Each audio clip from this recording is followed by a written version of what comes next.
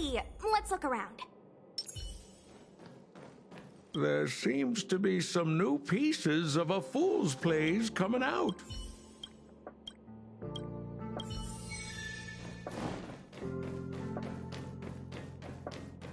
Howdy, couple. I have 10 lives.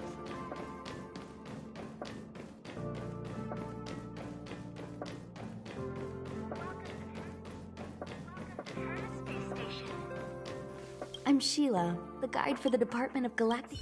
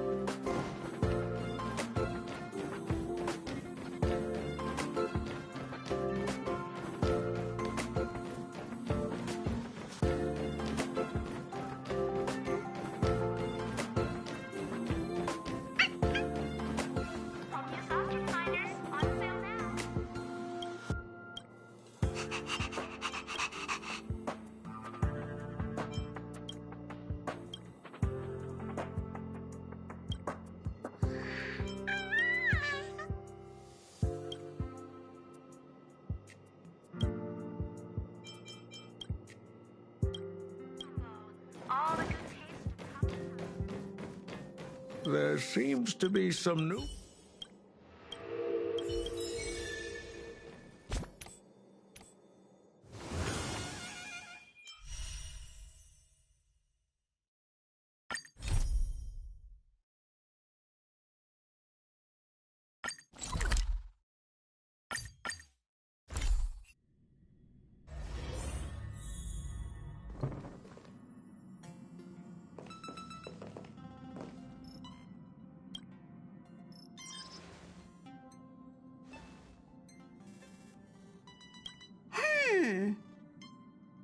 Phew. What's up, Pom-Pom? Just got a message from the Xianzhou Loufu. Looks like it'll conflict with our original schedule.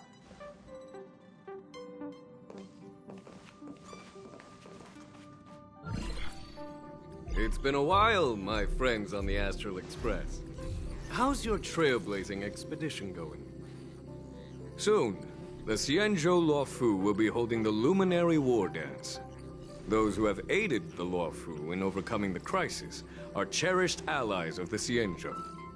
Thus, on behalf of the Seat of Divine Foresight, I'm extending an invitation to attend the ceremony. Your presence would be greatly appreciated. Well, things are getting lively. We've barely recovered from the family's Charmony Festival, and we're already being invited to another special event.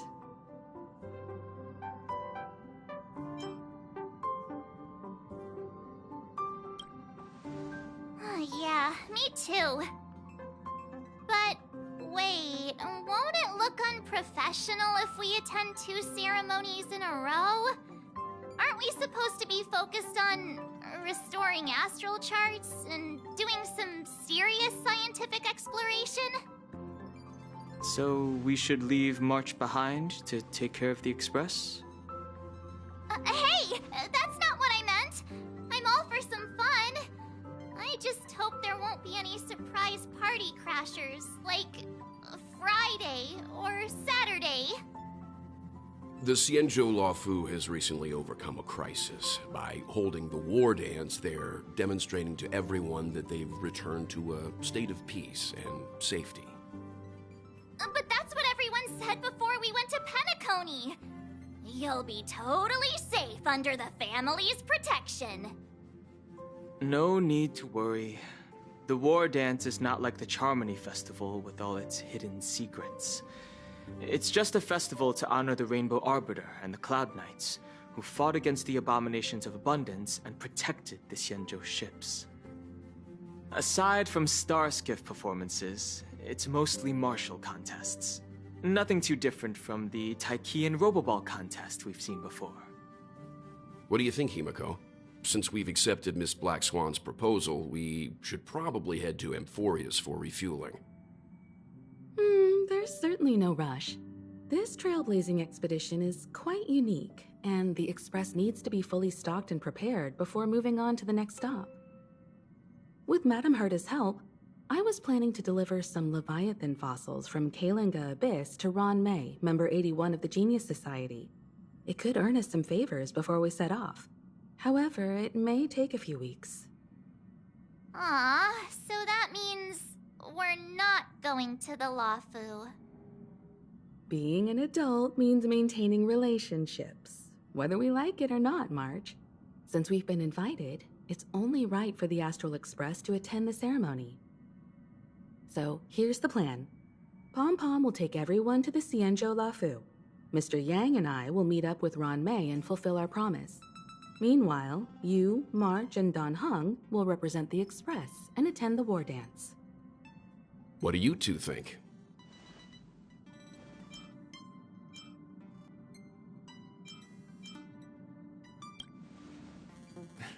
I don't hear any objections. Now that everyone's on board with the plan, it's time to work to the Xianzhou Loufu.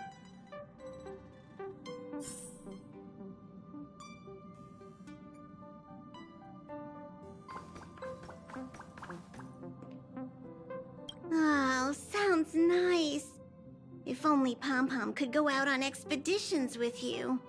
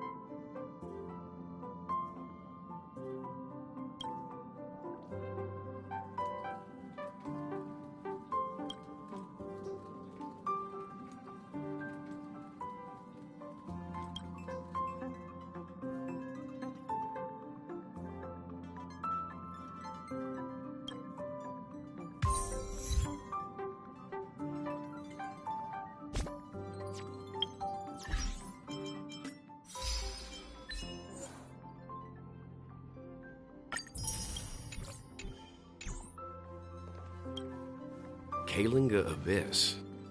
What does she expect to find there? Current research on the Leviathan merely proves how little we know about such life forms. That's why geniuses are interested in that field. Science is all about uncovering the unknown.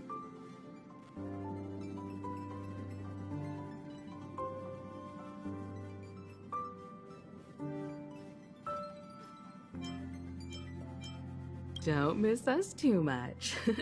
If I stumble upon some cool Leviathan fossils, I'll bring a few back as souvenirs for you.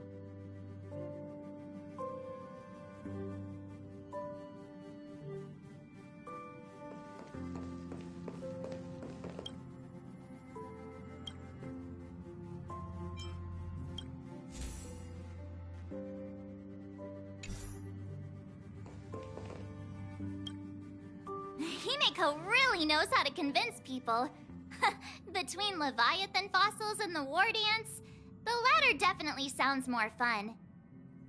By the way, Don Hung, this time you'll be taking a stroll with us on the Loufu, right? And just let you two wander around aimlessly on the Loufu by yourselves? I don't think so. Plus, Mr. Yang is right. The Ambrosial Arbor crisis just ended, and both the long life and short life species are still feeling uneasy. And that's why Jing Yuan wants to organize the war dance, to show that the Xianzhou Loufu is stable and safe. And since he has extended an invitation, it's only right that I visit my old friend.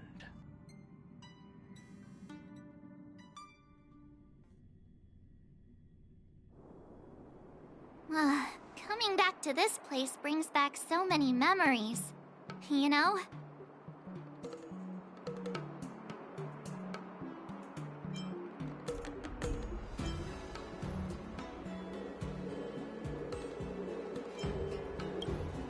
Well, it's nothing too poetic. I was just thinking about all the twists and turns we went through when we first arrived at the Xianzhou ship. This time, we're not being forced or enticed or chasing after wanted criminals. And we didn't have to sneak in through the cargo dock. This trip has been incredibly smooth. Quite unusual, I must say.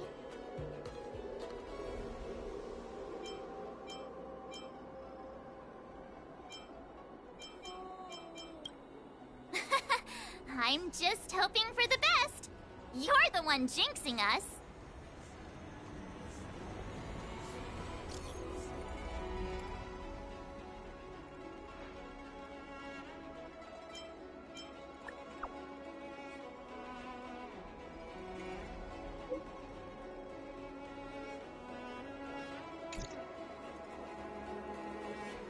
Is the Starskip Haven always this crowded? Oh, there's so many people here. I can barely hear anything. Yanqing said General Jing Yuan sent him to welcome us. But where is he? Let's wait for him in front of the loom. It's the most prominent landmark on the dock.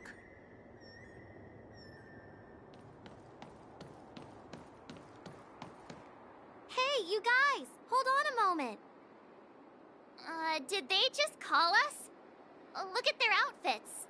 They're from Penacony, right? Are you familiar with the Xianzhou Loufu? We know a little bit about it. What do you need? We are from Penacony. Maybe you've heard of it. We came to this ship to gather interesting materials for making dream bubbles. Oh, we just left there. Oh, talk about coincidence. That's great. Do you know any must-see attractions on the Loufu?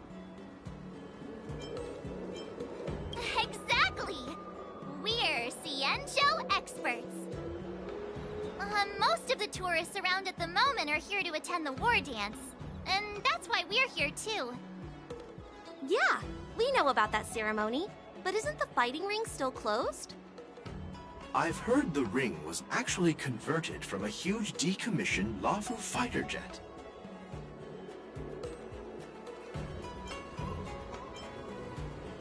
The radiant feldspar is bigger, I guess. But for now, all we can do is wait until the war dance starts in a few weeks, before we can board it. We've still got work to do, so we can't just sit around waiting for it to start.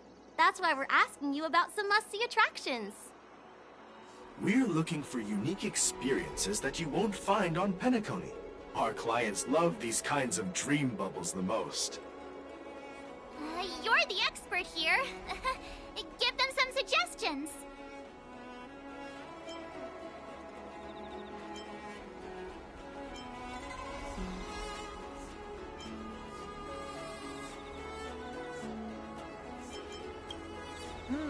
Good idea. The everyday vibe of the Aurum Alley is a rare find on the planet of festivities. Everyday vibe. Yeah, our clients have had their fair share of adrenaline-pumping dreamscapes. Maybe something down to earth would touch their hearts. Thanks for the suggestion. We'll head to the Aurum Alley to gather materials. Maybe we'll run into each other there in a couple of days. Look, Yanqing's here. Really? Let's go catch up with him.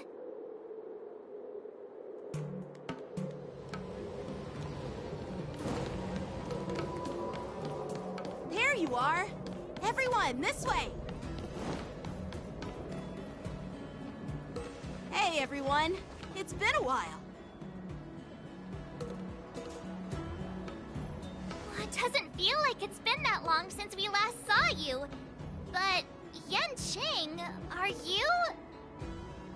What's up, Miss March? They say kids grow up really fast. Yanqing, are you a little bit taller than before? We've only been away for a few months.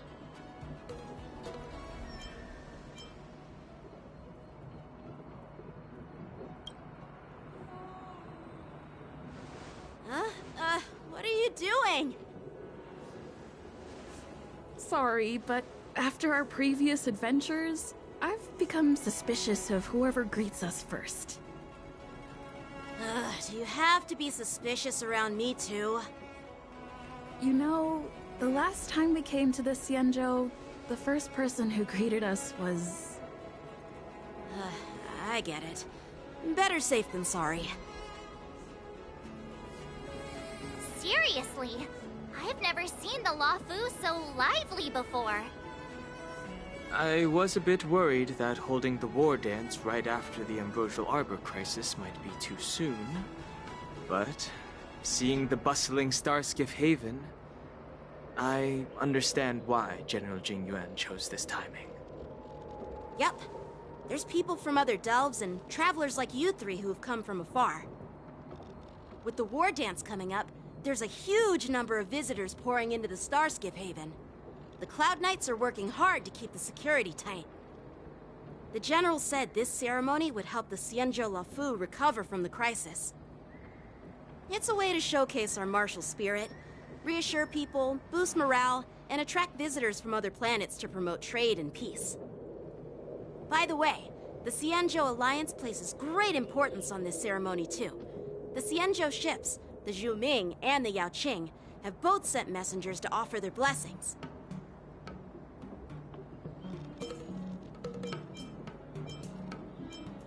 Yeah, the Xianzhou Yao Qing is a major force in hunting down abominations, and is always engaged in conflicts across the cosmos.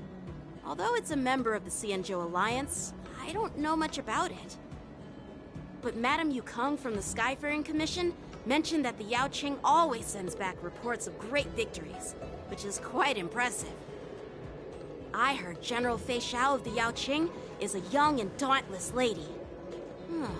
My peers say that she's like a goddess of war, capable of crushing dozens of abominations with a single punch.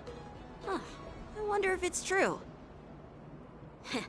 If only I could witness her prowess with my own eyes. By the way, Yanqing, where are we headed next? I'm sorry for talking your ear off. The General wants to catch up with you at the Palace of Astrum. He's been eager to hear about how the Express has been doing. It's funny how he tries to act all mature, but whenever it comes to something he's interested in, you can really see his childish side.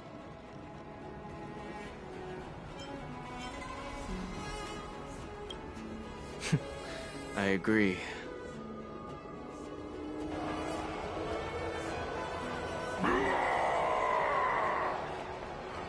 All units, assemble quickly! Get ready to protect the crowd! I just mentioned security, and now all of a sudden something's gone wrong. Excuse me, I need to go check out the situation.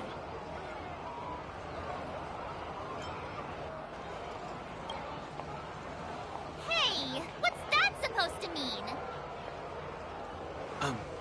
We'll go with you.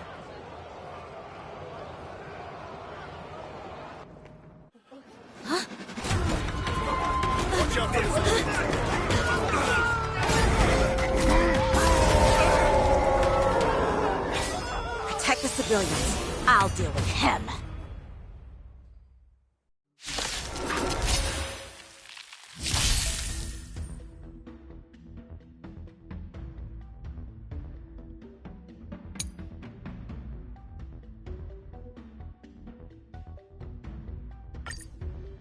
Borison? Why are there Borison here? This ends now.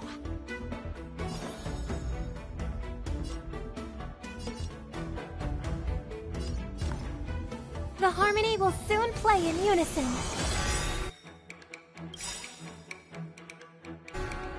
Tonight, souls shall tonight. The stars echo because of me. Rise up into light. Somebody help me!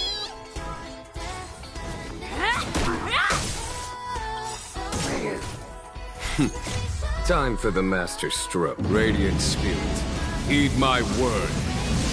Show no mercy! Conflict is pitiless.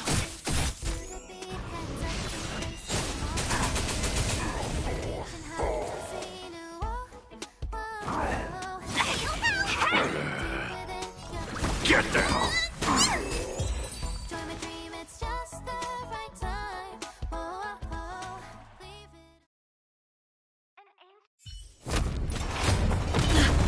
Not good.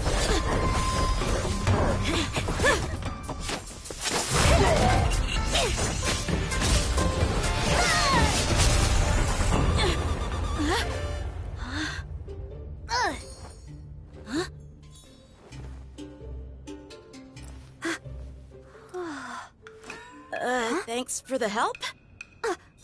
Sorry, no time to chat. Could you give me back my...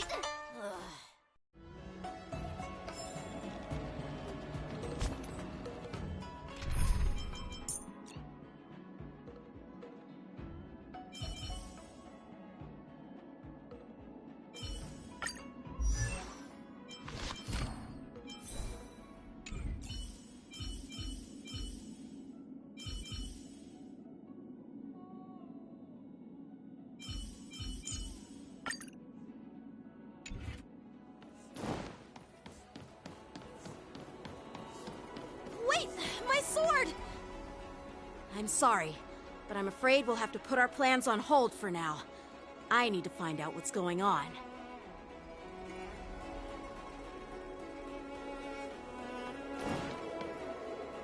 While we appreciate your rescue, my Xianzhou friends, don't you think it's a bit too much to detain us and our cargo? Sorry, but we've been ordered to detain you and your cargo for inspection until we figure out the source of the attack. Once we're done with the formalities, we'll let you and your cargo go. But this shipment isn't even meant for the Loufu, and it's IPC's patented technology. Who do you think you are to conduct an inspection? According to the protocol, all cargo arriving on the Loufu must go through inspection. Oh, but we didn't officially enter your dock at all. We just sought refuge in your dock because we were attacked by the Borisons. Looks like this argument could go on forever. Let's not get involved in a heated dispute that won't lead to a resolution.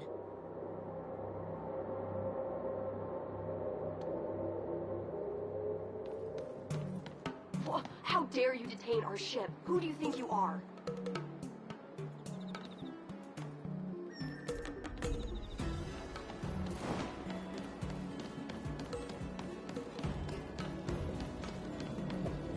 Who's in charge here?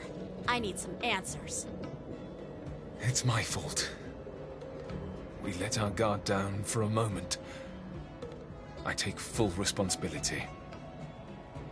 With the war dance approaching, safety should be a top priority. Now, tell me, how did Borisin prisoners end up in Starskiff Haven? According to the protocol, Borisin prisoners should be held on a Starskiff and taken directly to the shackling prison under strict supervision without ever touching the ground. Who allowed a prisoner transport ship to dock at the passenger terminal? Please don't blame this captain. This incident involves the Zhu Ming's diplomatic vessel. Who are you? I'm Lu Jun, an officer of the Patrol Defense Squad. Thank you for your help, Lieutenant Yanqing. The situation unfolded rapidly, and it shouldn't be held against the captain. Here's what happened. An IPC transport ship was attacked by the Borisin just before arriving, and the Zhu Ming's diplomatic vessel came to the rescue. They fought off the Borisin pirates and imprisoned them on their ship. So, an IPC ship was attacked by the Borisin near the Loufu, and the Zhu Ming envoys saved them? Sounds complicated. Honestly, it gives me a headache too. The Zhu Ming diplomatic ship, adhering to standard procedure, docked at the passenger terminal to hand these criminals over to the Loufu. You know, with all the outsiders flooding onto the Loufu, the Starskiff lanes are under immense pressure. The Borison desperados decided to put up a fight before the prisoner transport star skiff could get there. And that's what you just witnessed. We'll make sure these prisoners are sent to the shackling prison as soon as possible. I see. It's an unusual situation indeed. I'll report it to the security department of the Realm Keeping Commission and ask for their cooperation in handling the aftermath. Maybe I should gather more details from others so that the Seed of Divine Foresight can have a better understanding of the situation.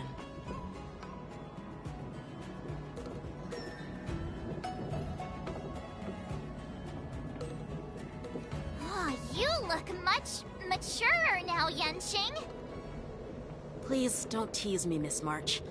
The situation on the Xianzhou before the war dance is like a calm lake that can be disturbed by even the smallest pebble, capable of generating far-reaching ripples with even the slightest disturbance.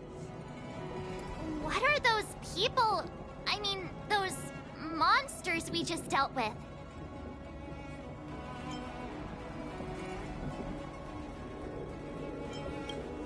Those werewolf monsters are known as Borison. They are abominations of abundance, and we've been fighting them for a very long time. The Borison have been a powerful force for a long time, plundering and enslaving many worlds. The threat they pose is just as terrible as the Swarm disaster, and the Alliance even had a fierce war with them 3 decades ago. Their presence has faded over the years, but who would have thought? According to that officer, they attacked an IPC ship near the Xianzhou Loufu. Such a brazen attack seems quite unusual to me. Yeah, that's what I find strange too. It seems like the IPC and the Borison have some serious grudges. Well, enough with the chit-chat. The General wants me to take you to the Palace of Astrum. I'd love to chit-chat a little longer, but there are some things that can't be left unchecked. Is it a serious matter? Maybe you'll need our help in hunting down the Borison? Thank you, but it's no big deal. By the way, that young lady who just appeared, she took my sword. I'm thinking of filing a lost property report at the Realm Keeping Commission to see if I can get it back. I doubt she did it on purpose.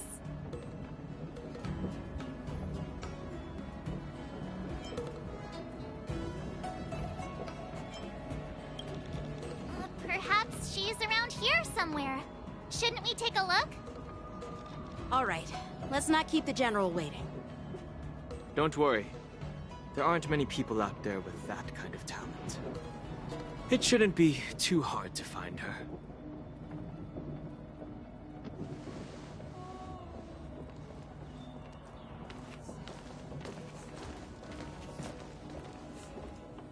There sure are a lot of troublemakers around.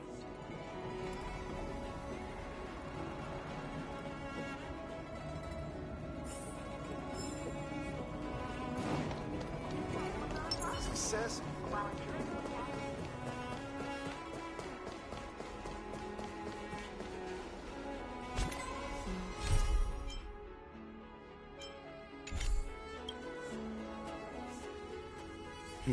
It's been a long journey, Elder Huayan. Thank you for your presence. Don't mention it. Thank you for taking the time to welcome me.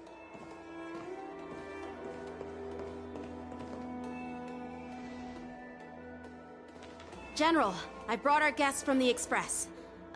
Oh, I'm sorry for my bad timing. I didn't know you were meeting a guest, General. Don't worry, you're just in time. It's been a while, my friends from the Astral Express.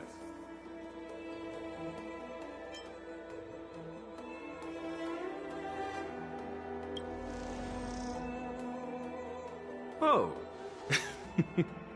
Well, it's an honor to be in your dreams, my friend. Allow me to introduce you to General Huayan. He's the Arbiter General of the Xianzhou Zhuming, known as the Flaming Heart. need to be so formal. I'm just a tourist here, no different from other tourists who've come to attend the ceremony. Elder Huayan is not only one of the Arbiter Generals, but also the Furnace Master of the Artisanship Commission. Besides his martial skills, he excels in forging various weapons. Such talents are unique, even among the Arbiter Generals. Be it Arbiter General or Furnace Master, these are merely titles given to me long ago. I've retired several times already, but with the current change in circumstances, the Marshal has called me back to duty, and I had no choice but to answer the call. Well, in the end, I'm to blame. Living such a long life naturally brings its share of disapproval. It's an honor to meet you, General Huayan. It's my honor to meet you, General Huayan. No need to be all formal. Today I'm just a guest on the Loufu, the same as all of you. So, these three are the ones you mentioned, Jingyuin? The heroes who helped you with the Ambrosial Arbor crisis? Indeed. There's Dan Heng, March 7th, and her. Without their help, I'm afraid the Loufu might not have easily overcome this crisis. So, the Imbibitor Lune's reincarnation has returned to the Loufu and will attend the war dance. I'd love to have a drink with you should the chance present itself. You're more than welcome, General Huayan. And this young friend is? Yanqing, my apprentice. He remains by my side as my retainer due to his youth, which I hope will season him with experience. He will stand for the Loufu's Cloud Knights in the upcoming war dance, ready to take on all kinds of challenges. Great, great! It's a real treat to see so many talented young people around here today. Oh, I almost forgot. This is my apprentice, Yun Li. It's you!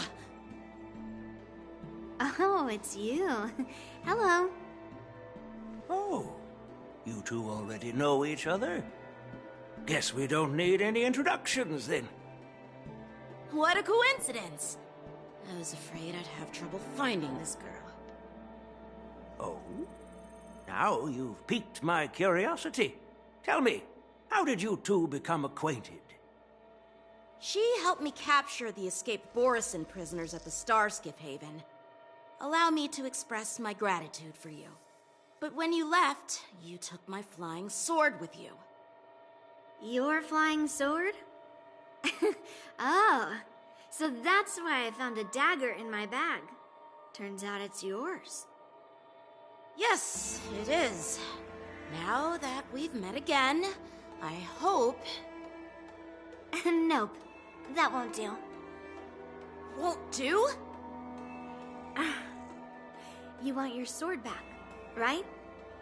Well, you can't just take it back. On the Juming, when you lose your sword on the battlefield, you have to reclaim it on the battlefield. As for this little sword, it was supposed to strike that escaped Borisin prisoner. But unfortunately, its owner's agitated state caused it to fly off like a kite with a broken string, and it missed its target. By the way, if I hadn't caught it and helped it hit its mark, that Borisin prisoner would have gotten away. Hold on a sec, Yun Li. You took my sword without even asking, and now you're refusing to give it back? So much for Loufu sword masters. What did you just say? If you just stepped up and took your sword back from me fair and square, I would have totally respected you. But nope, you tried to play it down, expecting me to just hand it back to you like it's nothing. In front of everyone. With all due respect, You don't honor your sword, so you don't deserve it. Hasn't anyone told you that taking without asking is stealing? If you want to settle this with swords, fine. Let's have a one-on-one duel right now. Yang Qing. Well, that's more like it. Just be careful. Because I'm not as easy to handle as the Borisin. You two, be quiet and apologize to Yanqing. Hey! Whose side are you on, Grandpa? I don't take sides. It's a small misunderstanding, and an apology would be too much. I've heard about the Zhu Ming's incredible swordplay and craftsmanship. Most notably, the legendary Flame Wheel Octet. Seeing Miss Yun Li, who is among those ranks today, well, I must say, she definitely has that fiery edge. Such grandiose names. Some folks love to spin these fancy titles, trying to set the Cloud Knights apart. Yun Li is still just a young girl, a bit awkward and hot-tempered. So please forgive her if she's being rude. Well, everyone, Elder Huayan and I have some business to discuss. For now, Yang Qing, why don't you entertain our guests and take Miss Yun Li to the inn? I'll find another chance to talk with you all. I'd like to express my gratitude to the Astral Express for helping the Loufu during the crisis. That's so kind of you. I mean, you've already thanked us so many times. Please forgive me for coming at an inconvenient time. You needn't apologize, General Huayan. All right, Yun Li. Take this opportunity to clear things up with Yanqing. Yeah. It's better to make friends than enemies. But I won't be heading to the inn just yet. I want to visit Lingsha. She just arrived in the Loufu and could use some help settling in. Yang Qing, once you've helped our guests get settled, go to the Artisanship Commission for me. I've heard about the attack and the detainment of the IPC ship. Xianzhou sent word that the IPC members are protesting and wish to have their cargo back. See if you can calm them down. Don't get aggressive. Just make it clear that the Xianzhou Loufu has no intention of violating their rights. I'm on it.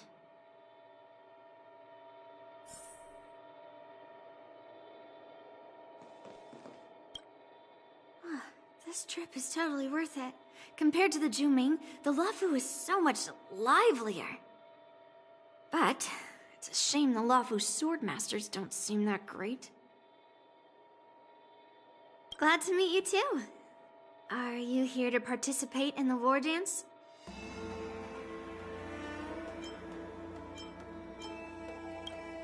Of course. To honor martial arts, the Cloud Knight's Ring is always open to outsiders.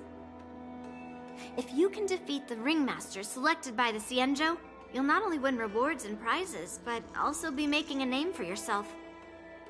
Sounds tempting, doesn't it?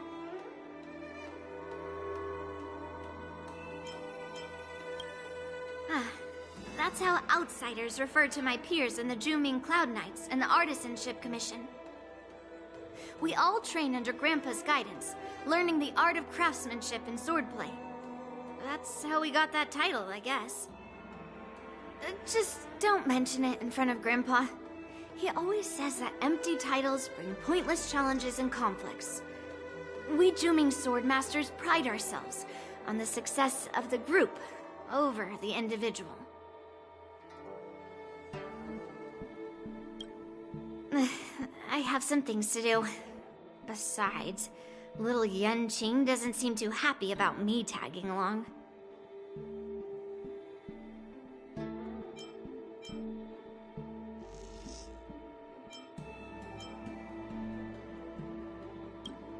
Yeah, you're right. I took it with my skills. So I guess you can say I'm a robber or something. How dare he imply I'm a thief? Totally different. Besides, the sword seems scared of its own master. I'd like to ask him, you claim to cherish your sword as your life, yet you don't even recognize the state it's in right now? I didn't intend to keep his sword. I was planning to take this chance to return it to him. But now, I've changed my mind. I'll give that poor flying sword some proper maintenance. I won't consider returning the sword unless he learns how to say please, hello, thank you, and sorry. So he can forget about it for now.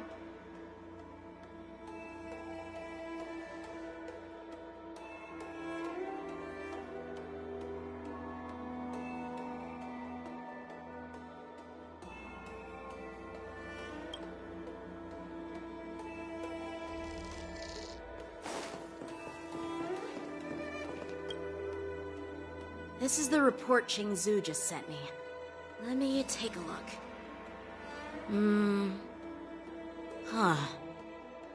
Looks like the General has given me a tough challenge. He wants me to try and help put the IPC's mind at ease.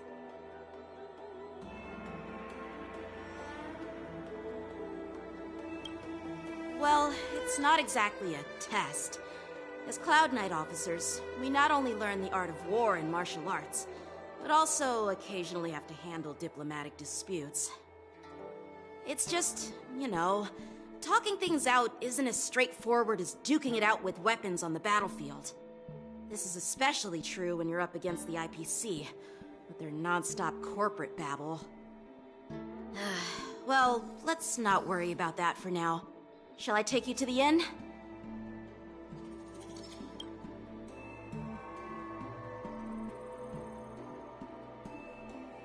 It is the Loufu's honor to have you in attendance at the war dance. Yet, the fact that a simple martial arts ceremony has attracted esteemed generals from the Zhu Ming and the Yao Qing implies intentions beyond mere spectating. Might there be any specific instructions from the Marshal? You're overthinking it, Jingyuan. As I said, I'm here to broaden my granddaughter's horizons. I have no ulterior motives. However, I have no clue what the Yaoqing Arbiter General has in mind. Do you remember when you accepted this position? I told you that an Arbiter General's battlefield goes beyond the physical one. You'll need to lead and manage everything on the Xianzhou. The title of Arbiter General holds a weight far greater than its literal meaning. So many years have passed, and you've done well. However, longevity for the Xianzhou people can be a curse.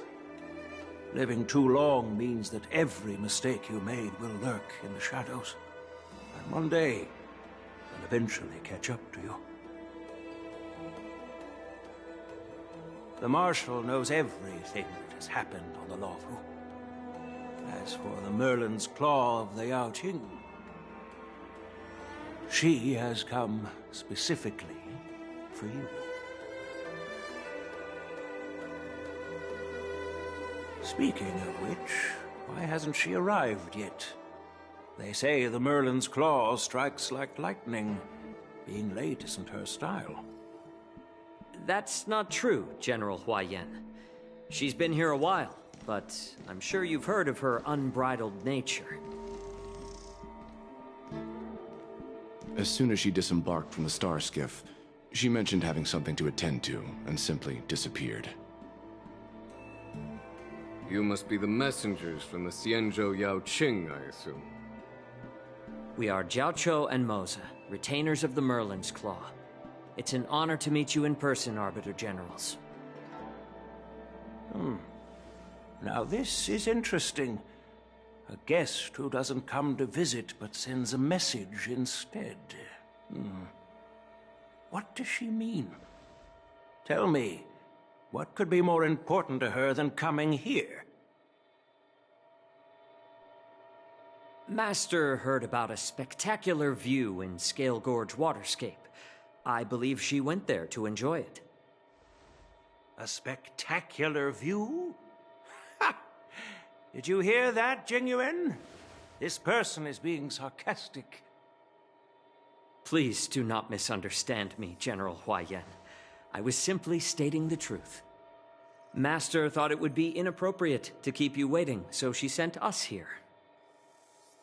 Once she's finished with admiring the scenery, she'll personally come and apologize to the both of you.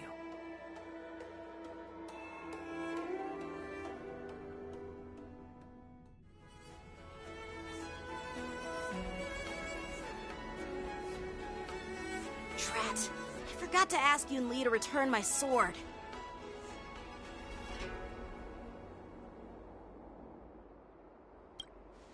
No need to bother. The Juming envoys won't be leaving the Loufu anytime soon. I'll ask for it later when we meet again. By the way, I don't know if it's just me, but the general seemed a little reserved. Could it be because of Elder Huaiyan's visit? Reserved? Really? Maybe I'm just overthinking things. No, you're not. When I entered the Palace of Astrum, I realized that the messenger from the Xianzhou Juming was actually the Arbiter General himself. So, the messenger from the Xianzhou Yaoqing must be the Merlin's Claw herself, I presume. That's right. Well, that's what makes this entire thing so unusual. What's so unusual about it? They simply received an invitation from Jingyuan, just like the crew, right? The war dance is just a small festival. And now we have 2 Arbiter Generals from other Xianzhou ships here. I'm afraid they're here for something more.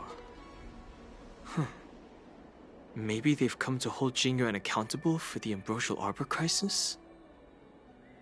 Hold him accountable? Come on, didn't the Loufu fall victim to the disciples of Sanctus Medicus and the Antimatter Legion? Why would they blame the victim? Donshu's rebellion and Ventilia's scheming are merely one side of the story to the other Arbiter Generals of the Alliance. Only a single piece of incontrovertible evidence remains, creating an endless source of potential complications. The Ambrosial Arbor. Yes. It's undeniable that the plague mark, which was subdued by the Xianzhou Loufu, has resurfaced. But was it really a conspiracy instigated by the Antimatter Legion? Or does it indicate a traitorous intent from within the Loufu, implicating Jingyuan himself? Once the spark of suspicion is kindled, it proves hard to extinguish.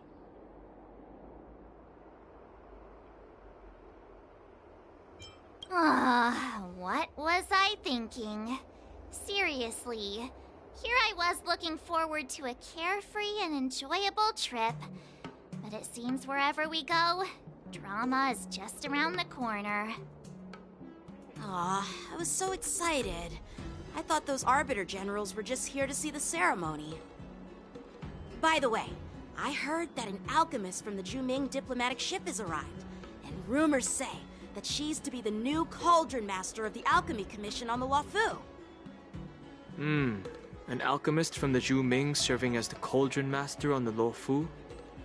While it's not unheard of, the timing itself... Thanks to your words, Mr. Danheng. Now I finally see the underlying tensions. The General is under tremendous pressure right now, but I was completely oblivious to his troubles. How naive of me.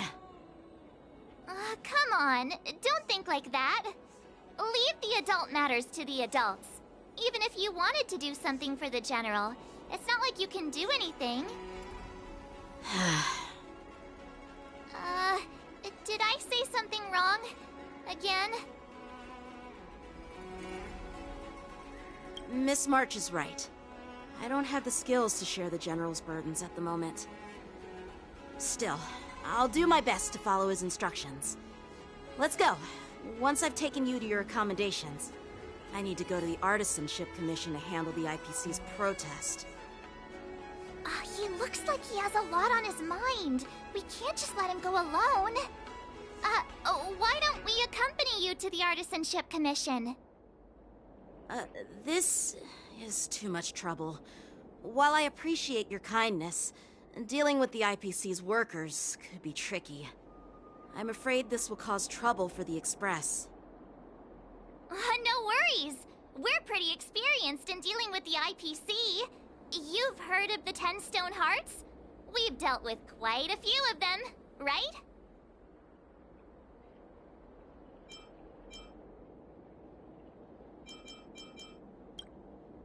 What's with you turning into a scaredy cat? I didn't see you worrying about lawsuits when you wrecked that giant mech. Well, since you're willing to help, I won't decline your kindness. Let's head to the Artisanship Commission and meet them.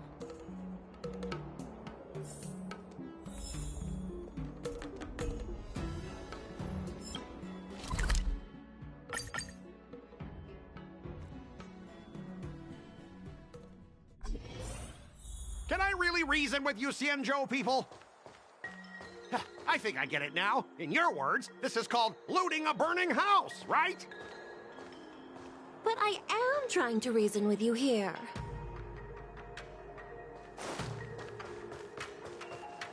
That toxic voice sounds familiar. Haven't I heard it before in Aurum Alley?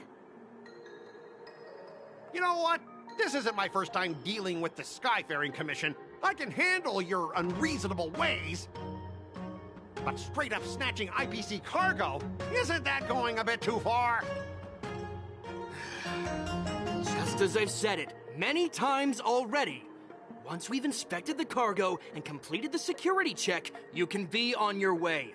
Is there something wrong with your ears, or is it just your brain? I'm hearing you loud and clear. I'm thinking clear. And my answer is crystal clear. Not a chance.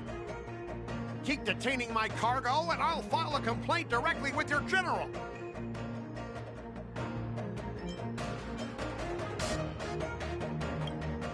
You jerk! Who are you calling a dog? Wait, why are you here? Staying on the Xianzhou, are you? What terrible luck! Wherever you go, disasters aren't far behind. Aren't you the guest from the Astral Express? What brings you and Yanqing to the Artisanship Commission?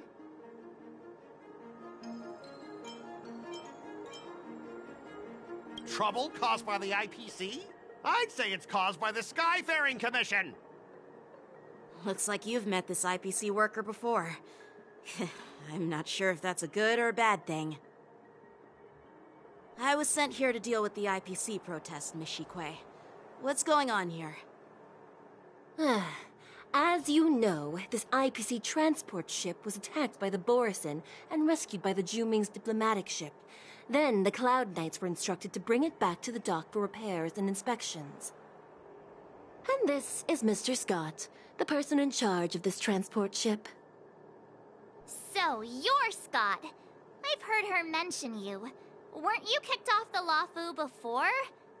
Why did you come back? Like I wanted to come back. I thought I'd just dock at the harbor for repairs and leave this forsaken place for good. Little did I know, as soon as the ship entered the harbor, a bunch of Cloud Knights showed up and snatched all our cargo from the hold. What do you mean by snatched? I've told you 1,000,000 times. It's a security check. Then why did you bring the cargo to the Artisanship Commission? You even brought in some shady craftsmen. It's obvious you're trying to steal the IPC's patented technology! Listen here. Firstly, the Skyfaring Commission detected dangerous items that could possibly be weapons in your cargo hold. That's why they called me here, to double-check. Secondly, where the heck did you get the idea that I'm a shady craftsman? Even if there are dangerous items, what do they have to do with you? It's not even being shipped to the Loufu. We'll just fix the ship and be on our way. We won't unload our cargo here. But you'll have to stay in the port for several days before your ship is repaired and you can take off again. How can we just leave unchecked items sitting here? I understand, but we don't need to disassemble the cargo if it's just a security check, right? In most cases, we don't. However, our scans discovered that the cargo doesn't only contain machinery, but also some substance that resembles biological tissue. Biological tissue? Does this crate contain living things? I'm afraid we'll need to wait for the Alchemy Commission for further confirmation.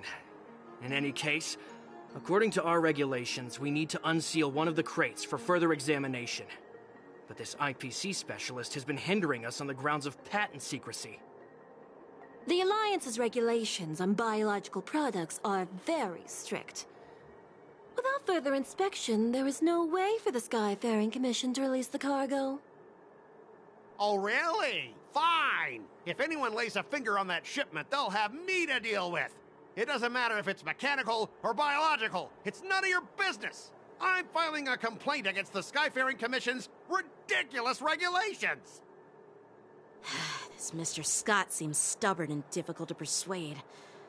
Honestly, I really don't want to have a vicious confrontation with the IPC. I heard how you helped Aramali. The IPC representative back then was Mr. Scott, right? Since you've dealt with him before, it looks like I'll have to rely on you again. What are you guys whispering about over there? Just hurry up and give us back our cargo.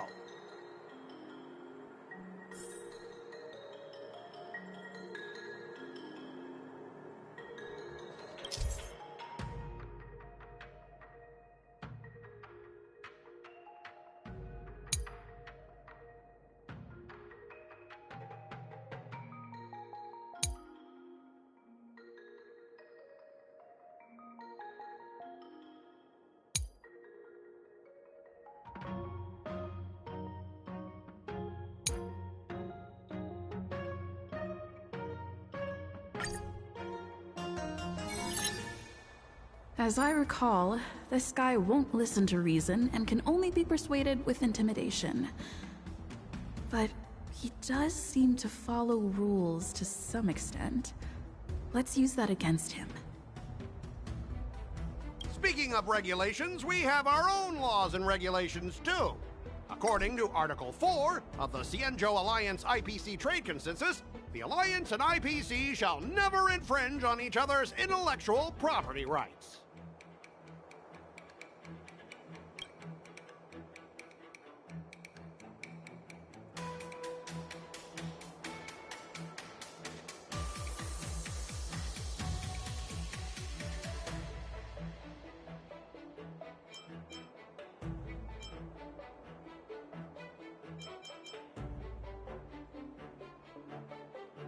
The Alliance can sign a non-disclosure agreement with you. That way, you won't have to worry about any infringements, right? We can sign a mutually acceptable non-disclosure agreement in accordance with the IPC's rules. Well, that makes sense, but how can we trust you to honor the terms? Even if we set aside the secrecy of intellectual property, these prototypes built by the Intelligentsia Guild are incredibly valuable, beyond your wildest imagination. If anything goes wrong, you won't be able to pay for it even with your lives.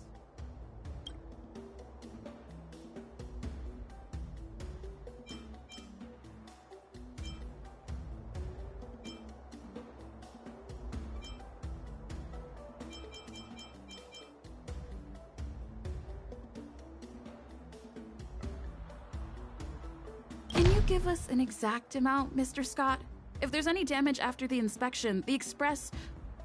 the Skyfaring Commission will compensate you. The Skyfaring Commission...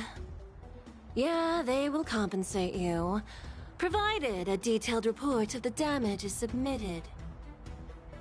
I don't doubt the financial strength of the Skyfaring Commission. However, this is not just about money. Besides, the cargo on this transport vessel belongs to the Intelligentsia Guild. If you want to inspect the cargo, shouldn't you at least call in a member of the Intelligentsia Guild to be present?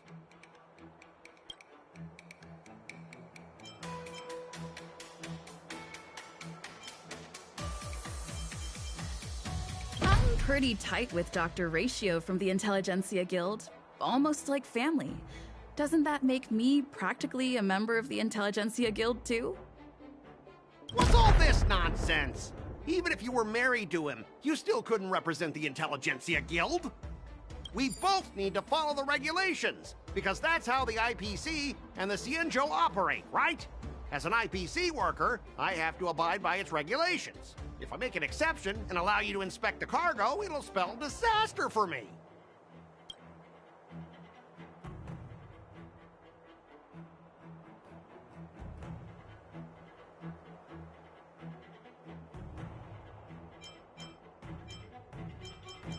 Everyone has their own set of rules. Now that you're on their turf, shouldn't you follow their rules too? Yeah, I get it. I know I'm on the Xianzhou, but if I violate the IPC regulations, I'll be in deep trouble when I get back. Well, you guys sure know how to argue your case. Fine, I'll allow you to do the security inspection. It's just that, I need some time to sort things out. This is a big deal. Let me talk to headquarters first. So, Mr. Scott, are you just stalling for time and planning to leave the Xianzhou as soon as your ship is repaired? To avoid the Skyfaring Commission's inspection? Well, IPC staff are free to come and go, as long as they don't break any laws. Yeah, you've got some insight there. Who are you again?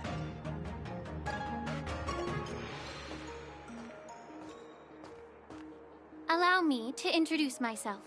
I'm Lingsha, Cauldron Master and head of the Alchemy Commission on the Loufu. Could she be? Yeah, she's the new Cauldron Master assigned here from the Xianzhou Zhuming. I received a report from the Artisanship Commission about cargo containing samples of unknown organisms. It said they needed help from the Alchemy Commission. I had nothing better to do, so I came myself. It's fine, Mr. Scott. If you really don't want your cargo to be inspected, it doesn't matter. It doesn't matter? How can you say that? Why are you being so nice all of a sudden? Well, since you're not going to check it, I'll take this crate and be on my way. Is that okay with everyone? Yeah, sure. Why should I object? Not only this sample, but all the goods on the transport ship are yours to keep. Like I said, we won't inspect them. Wait a minute!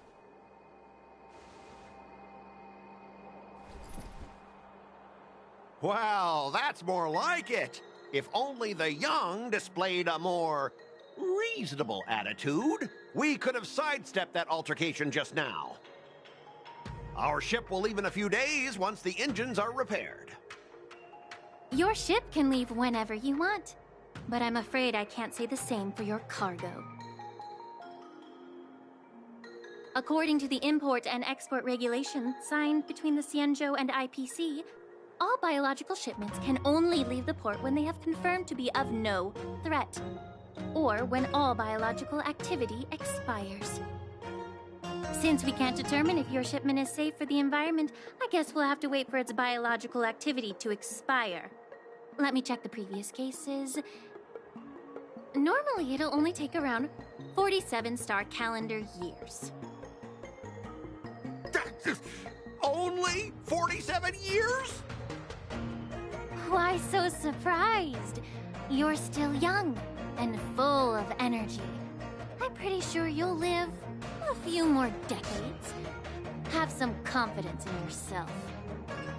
Ha! Typical of a long-life species. Your words are dripping with sarcasm. While you may not care about time, I do. I'll be demanding double compensation from the Skyfaring Commission for every minute wasted. Sure thing, Mr. Scott. You seem pretty confident that your career and life will last long enough to witness this victory unfold.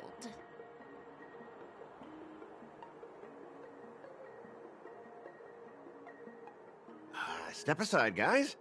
Let them do the inspection. But, Mr. Scott, on, we're already in enough trouble. Just let them do the security inspection. And if needed, I can always grovel before the Intelligentsia Guild later. I'm just using my head for what it's apparently good for, right?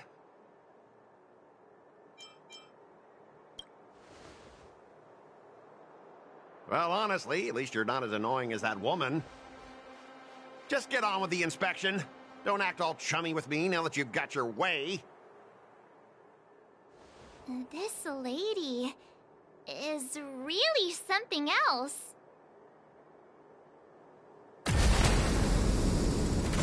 Is this the IPC product? Listen up. Any damages caused by inspections will be filed with the IPC.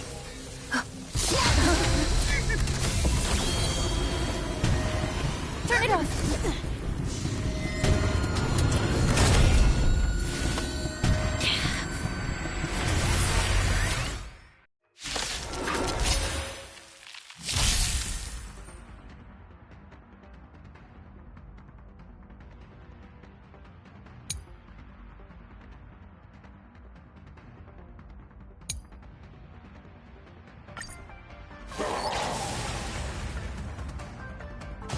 How unexpected. That was a surprise. Dangerous thoughts. The harmony will soon play in unison. We have... Somebody help me! Take your positions. Dreams do come true. There's no time to lose. Conflict is pitiless.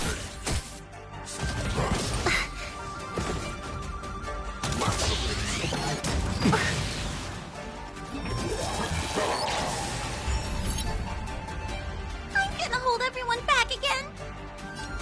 Give me strength! Thank you. My throat is feeling much better. Move aside, amateurs! Fiends or devils! I'll crush them all!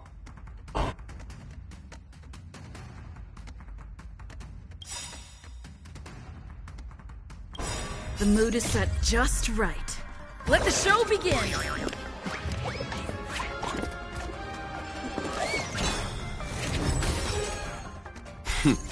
Time for the master stroke. Radiant spirit, heed my word. Show no mercy!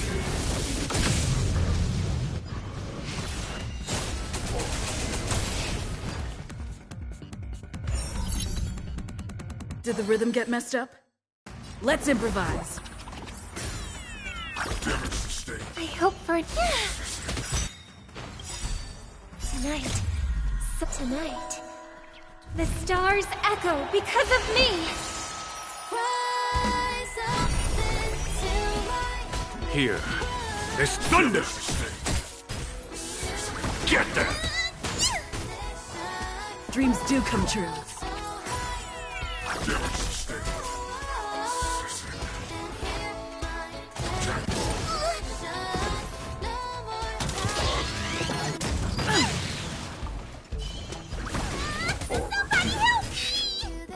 Let's improvise. Shutting down.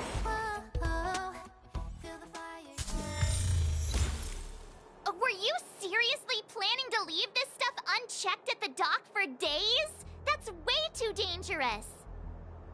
I had no idea about it. You must have accidentally triggered the cargo's defense program. I don't think trying to shift the blame is a wise choice. But seriously, I don't know why that thing suddenly started moving. I swear on the Amber Lord. Enough. Miss Shikwe, please escort our IPC guest to the Skyfaring Commission. I'm on it. Please follow me, Mr. Scott.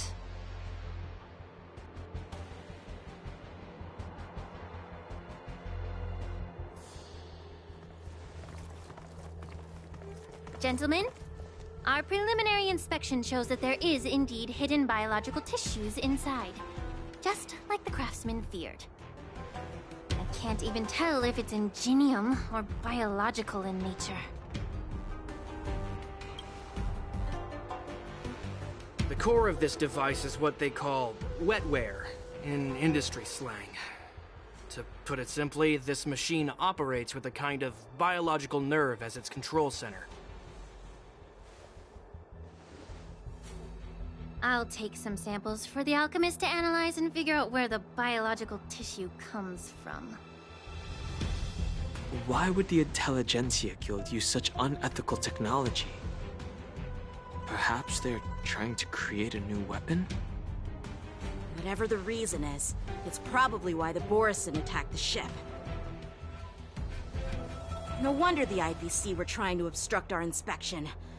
I'll contact the Ten Lords Commission and ask the judges to come and give their final verdict on this. According to our rules, all prisoners and weapons involving dangerous creatures must be taken to the shackling prison for further sentencing. After all, it's the safest place on the Loufu. As for you, Mr. Craftsman, please go with the Cloud Knights and explain the situation to the judge.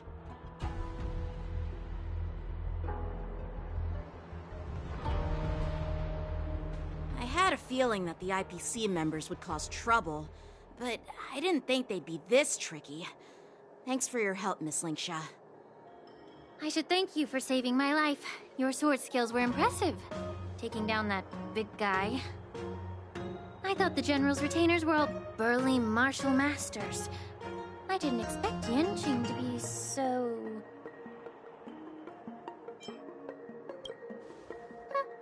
Can't argue with that. As for you, you must be the guests from the Astral Express, right? Saving the Loufu from that crisis. It's so impressive. It wasn't a big deal. Really. It's still early, so why don't we get some tea at the Alchemy Commission? We can discuss your suggestions for revitalizing the commission. I'd be happy to accept your invitation. And you three are coming too, right?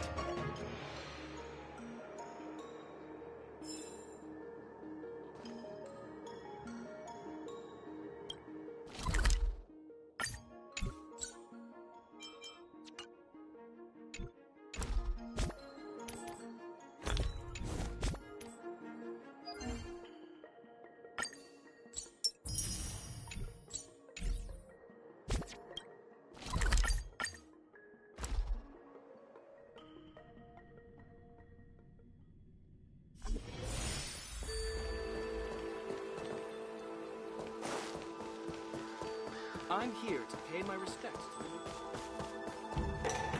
All these years, and the view at the Alchemy Commission hasn't changed a bit. The tides come and go, but the ancient sea remains the same.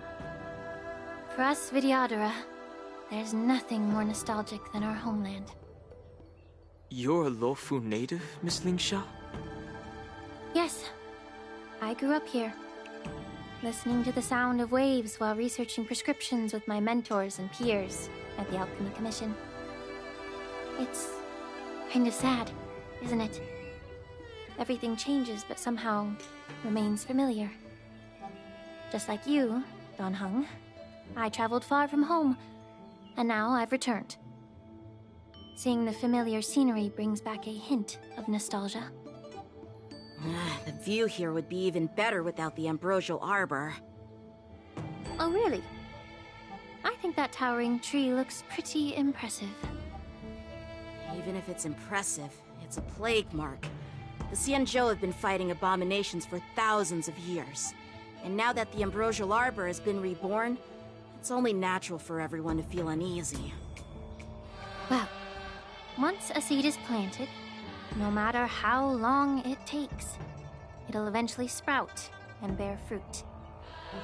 In my humble opinion, the rebirth of the Ambrosial Arbor and the resurgence of the disciples of Sanctus Medicus were inevitable. The seed was already planted when the ancestors of the Xianzhou sought immortality.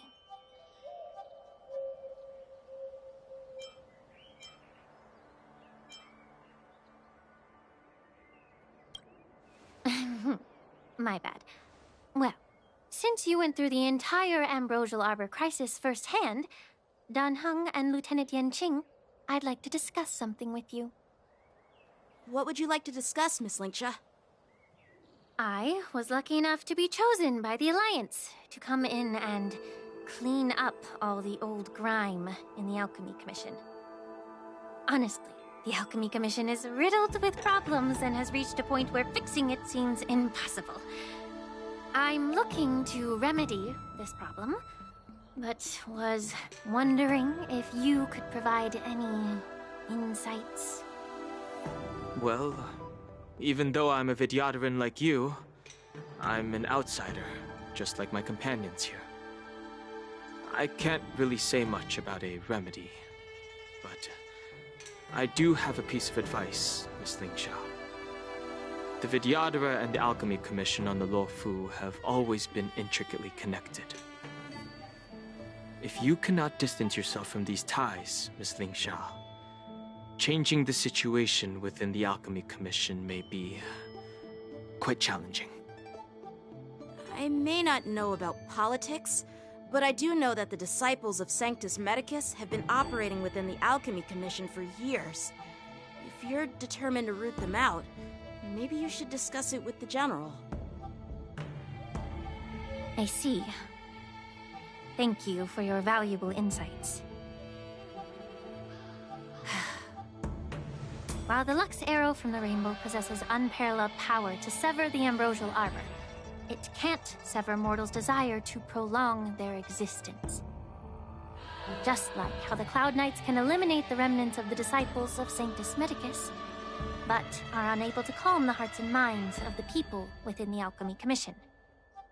Our Xianzhou forebears knew this well, and that's why they entrusted the duty of guarding the roots of the arbor to the Vidyadhara.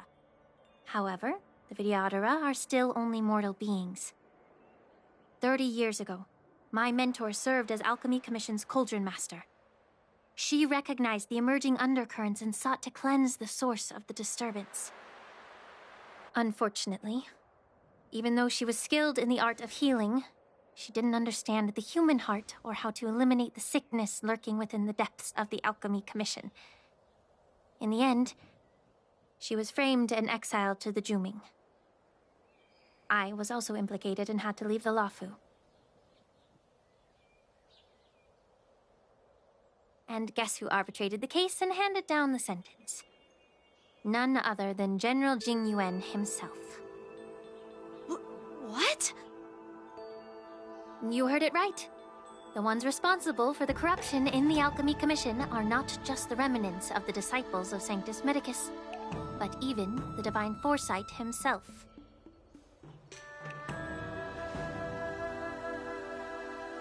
Alas, why is your face turning pale, Yanqing? Don't worry about it. I understand that when someone holds a position of power, they may sometimes have to make tough decisions. I won't hold any personal grudges against him. Besides, at our age, holding personal grudges is a luxury we can't afford. Lingsha, you're back! I've been waiting ages for you.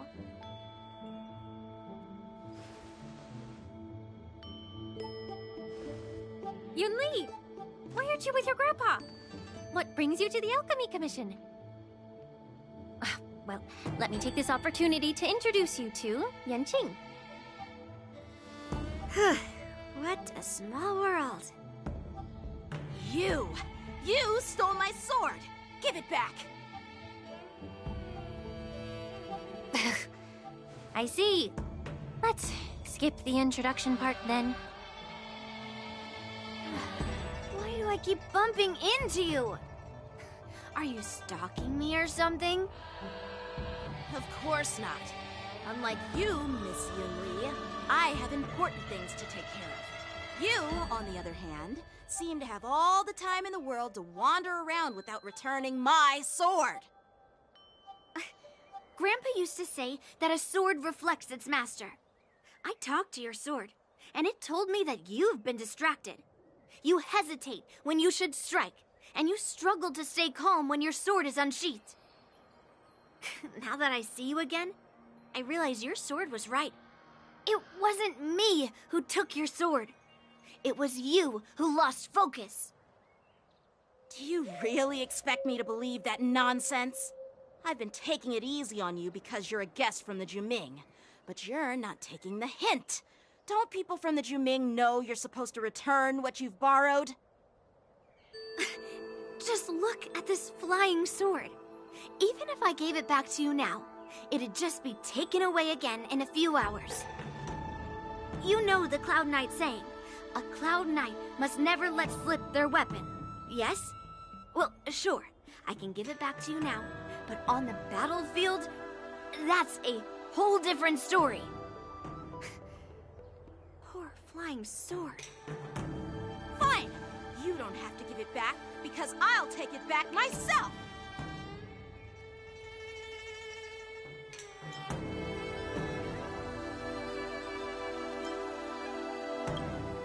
Between these two, who do you think is tougher, Dan Heng? Don't get me wrong. I'm just curious.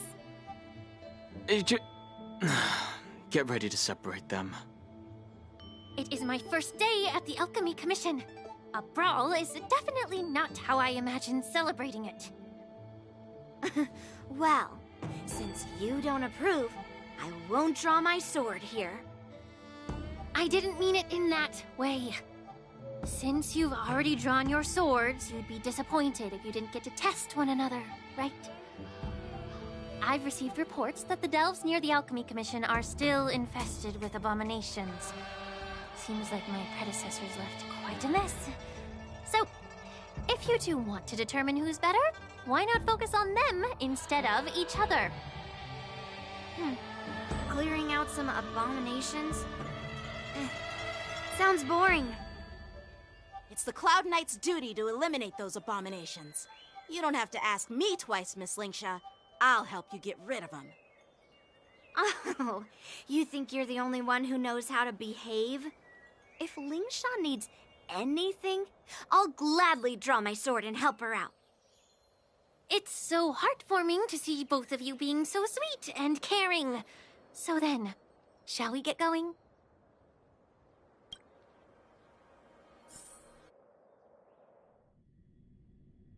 Ever since the disciples of Sanctus Medicus were eradicated, their experimental abominations have been festering here. If you want a contest, I'll be the referee. The one who kills the most abominations within an hour wins. Lingsha, as always, you're still an expert in making unpaid work sound so noble and grand. It's for your own good, little Yunli. While you desire to compete against each other, I don't want to see either of you getting hurt. That's really thoughtful of you, Cauldron Master. So, are you both ready?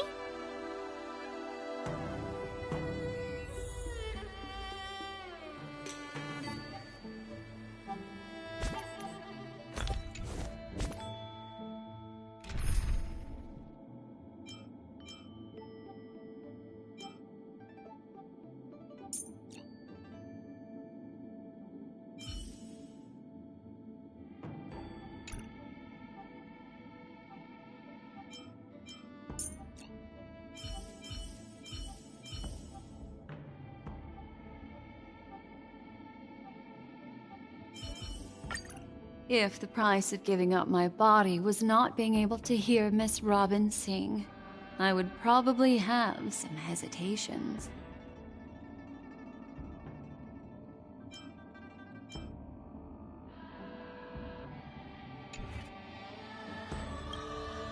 Ugh. Looks like my predecessors left quite a mess. Let me say it again. The one who kills the most abominations within an hour wins. Be careful when you draw your swords, and make sure you don't hurt each other. Can we start now, Lingsha?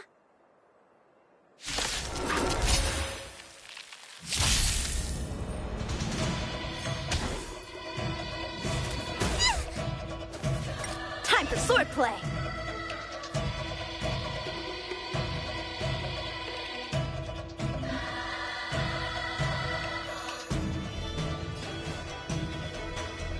Blade and flight! I hope for an end to strife in the world. Resonate all together. I'm gonna hold everyone. Get there! What do you want to know?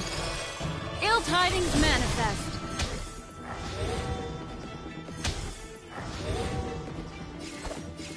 Strike with heart! I didn't expect someone who can't even hold on to his sword to actually have some... You've got style with those moves, but you're not striking where it counts. It's such a shame to see you misuse your sword. Fiends or devils, I'll crush them all! Ill fate descends!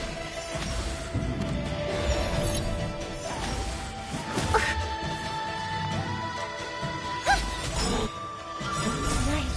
Stars echo!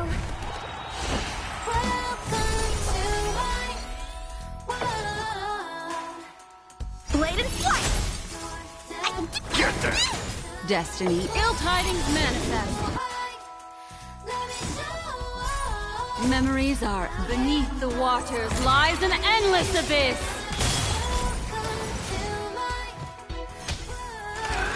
Mind your manners.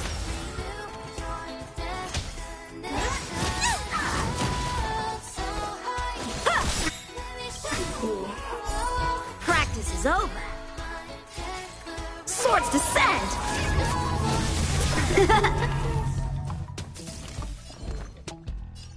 Get them!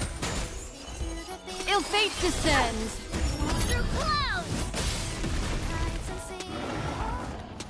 May song bring us victory. Resonate all together.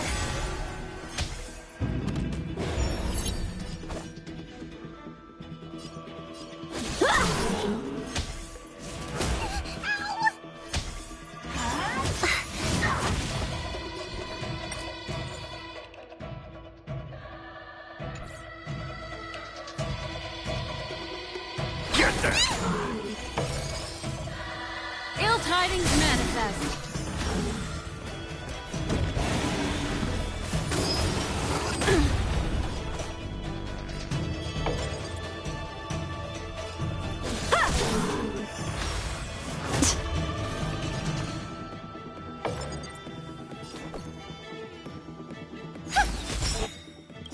Night. Stars echo!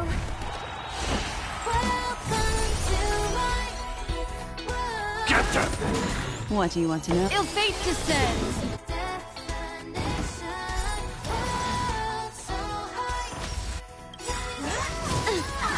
Impressive! Memories beneath the waters lies an endless abyss.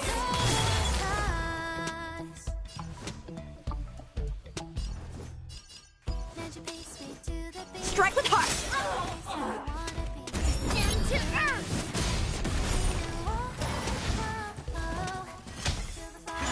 Mind your manners.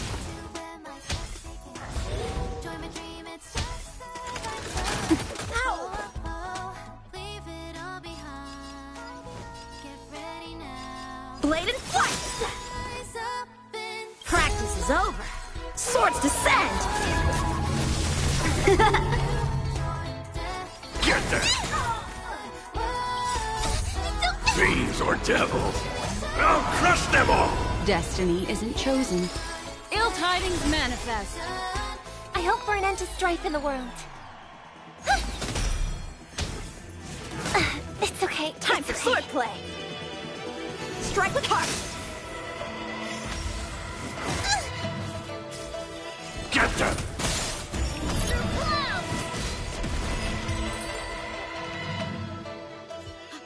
I win, Miss Yun Li!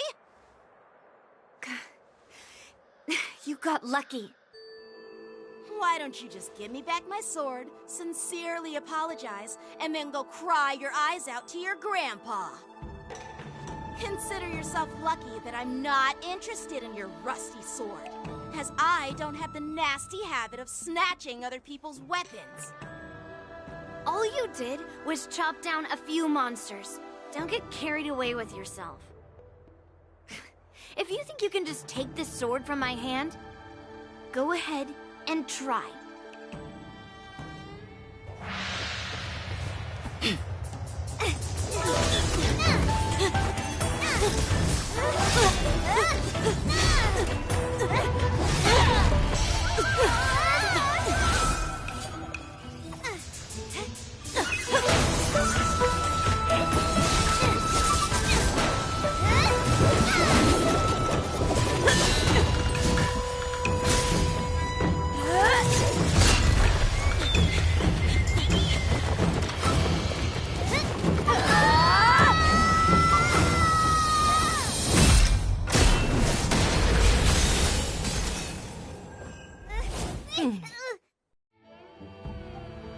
lot, my young friends. However, both of you have shortcomings. One of you focuses on dodging and weaving, while the other relies on brute strength, trying to take down targets with a single strike. Who are you? Me? I'm just a patient seeking medicine from the Alchemy Commission. A passerby, if you will. I thought I'd see my fill of impressive fights during the war dance.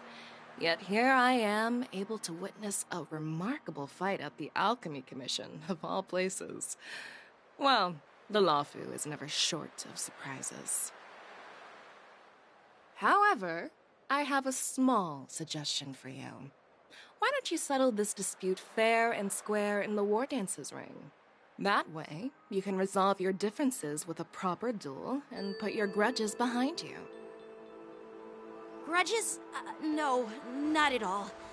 Yunli and we were just sparring. Sparring? You summoned your flying swords, and she swung her sword with full strength. No grudges between you. I don't believe it. Aha! What brings you here, Lady Fei Xiao? Have you finished your health consultation with the Dragon Lady? Fei Xiao? Grandpa always talks about you. Could it be that you are... The Merlin's Claw of the Xianzhou Yaoqing? Looks like I'm quite famous on the Xianzhou Loufu, too. Of course. Everyone has heard of the great general. Known to all, and unbeknown to none. Great General? Isn't that title a bit too narcissistic? I don't like it. Ooh, I heard there's a dozing general on the Loufu, so I came up with a humble nickname for myself. The Lacking General. Lacking in worries, regrets, and rivals. Sounds much better, right? Yeah, that's a befitting title that sounds both humble and impressive. Now that the sparring session is over, Yanqing and Yunli, shouldn't you politely thank General Fei Xiao for her guidance and bury the hatchet? Here's your sword. Keep it safe.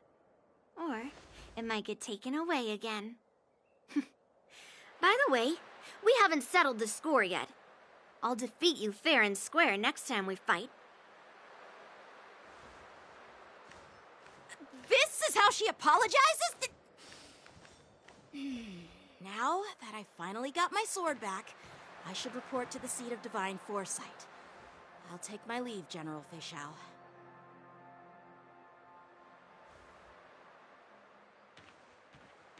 Oh, by the way, Miss Linksha, if you've got some free time, I'd like to invite you to the seat of divine foresight for a chat with General Jingyuan.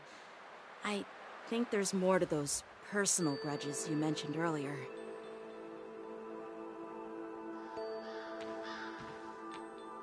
Thanks for stepping in, General Fei Xiao. Otherwise, I'd have had to knock them out with my incense. Not at all. Just doing what you asked. How about we call it even as payment for the healer lady's consultation? Sorry, but even a general needs to pay their bills. We don't do credit here. And let's not forget, you'd have been waiting decades for a chance to see the Dragon Lady if it weren't for me. Well, you can always send the bill to the seat of divine foresight and say it's for mentoring those kids. After all, it was quite the effort splitting them up. I nearly had to get tough. Now, if you'll excuse me, I need to find a spot and get some fresh air.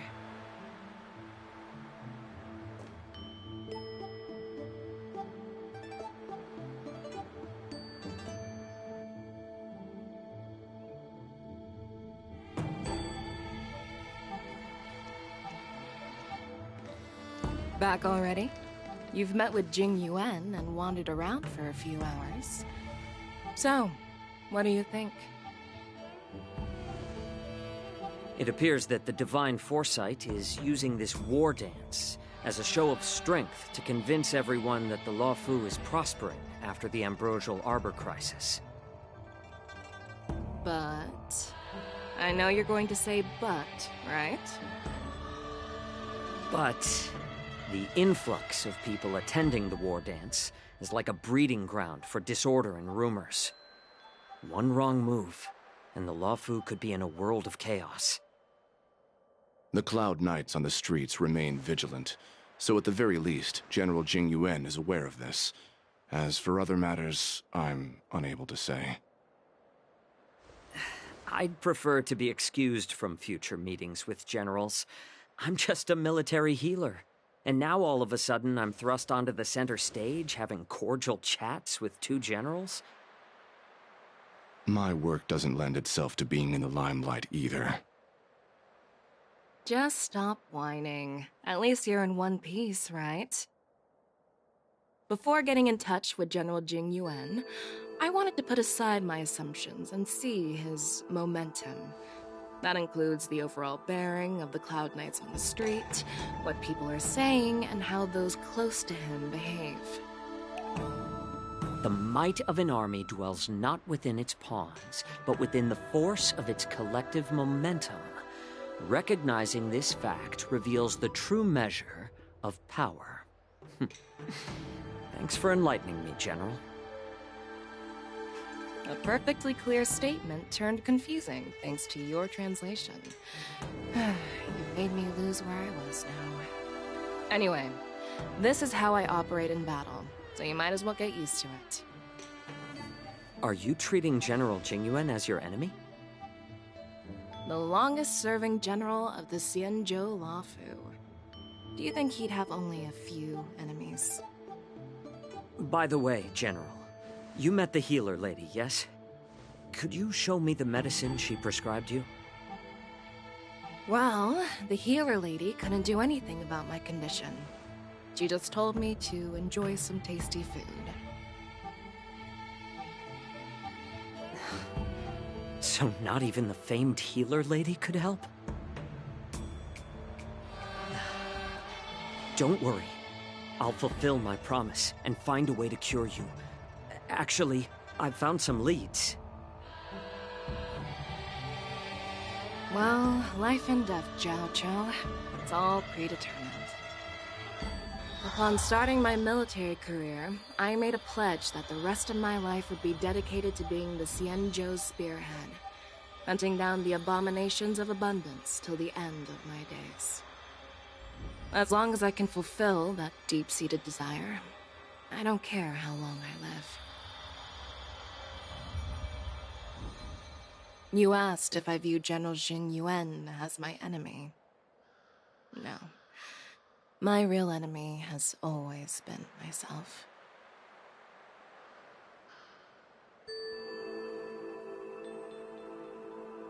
Enjoy some tasty food. So, what's for dinner tonight? Jeez. You really know how to read the room, don't you? You guys figure it out for yourselves.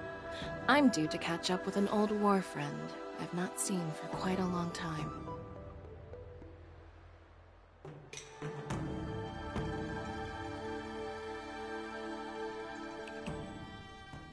Hey! Was that the Yaoqing general who just dropped in out of nowhere? Oh, she's so awesome! I mean, when Yun Li swung that massive sword, she just casually blocked her attack with ease. Mine too. Yeah. But to go up against Yun Li is quite impressive, you know? That aura of heroism and grace.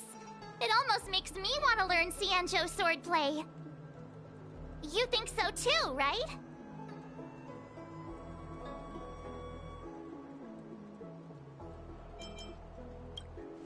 Can't you put a little more enthusiasm into it? Thanks for the kind words, Miss March. The war dance is coming up, and I've been chosen to represent the Cloud Knights in the ceremony. I've had my fair share of defeats lately, and even though I know there are always more skilled sword masters out there, Seeing General Fei Xiao's skills today has made me feel a bit uneasy again.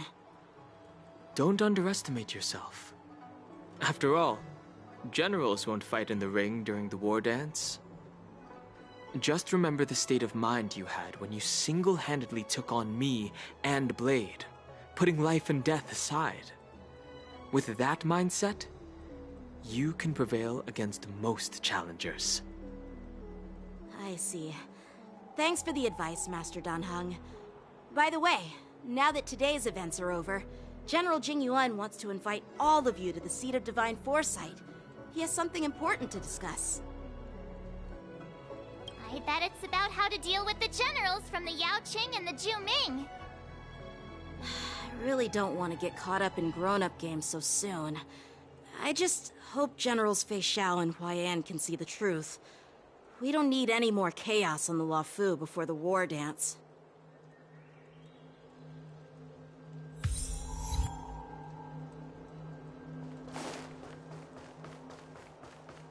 Need your extractor cleaned or your stars? I don't believe in ghosts.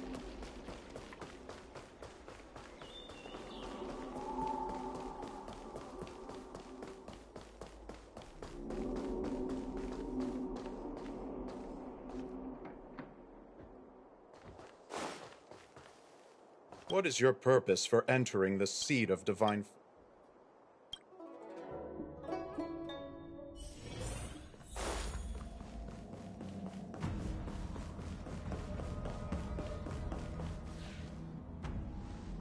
Earlier at the Palace of Astral, I introduced these guests from the Astral Express to you, Elder Huaiyan. But with all the people around, we only exchanged pleasantries. Now, I'd like to officially introduce them to you. These three braved great dangers, accompanying me to perilous places, defeating the chief culprit Fantilia, and uncovering the conspiracies of the disciples of Sanctus Medicus. If you wish to know more, please, feel free to ask us. Well, I skimmed through the reports about the Arbor's rebirth from the Master Diviner Hu Xuan. She's been summoned to the Yu Chui for questioning. There are a lot of doubts within the Alliance about this whole situation.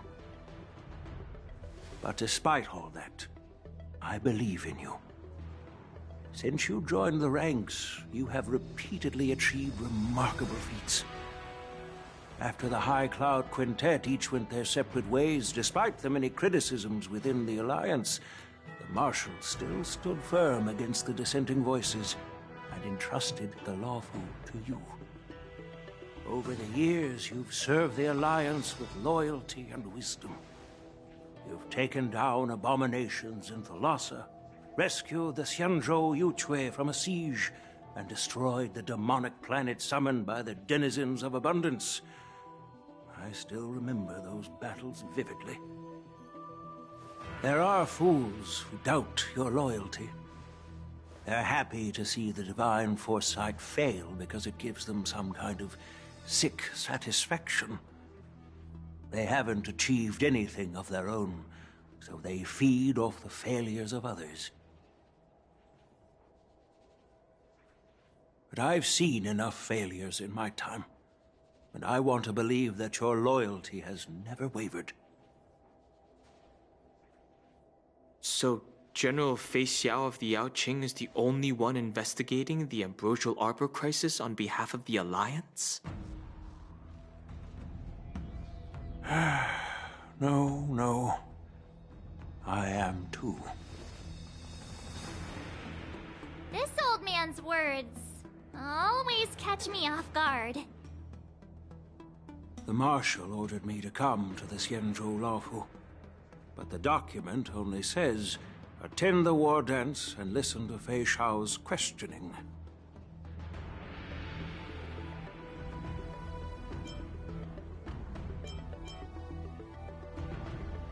No need for that. You're all important witnesses.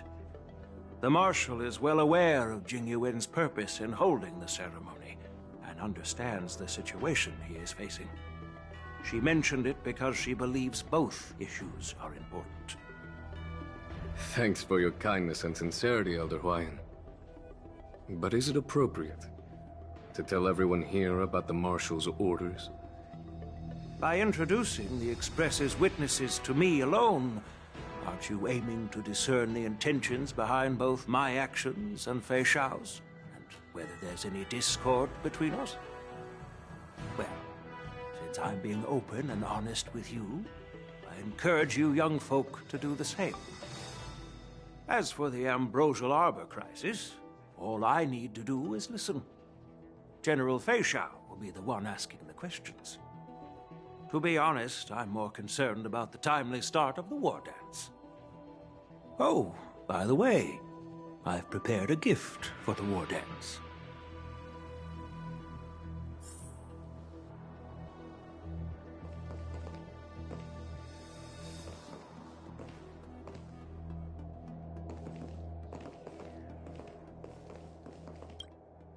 Yes, it's this case right here.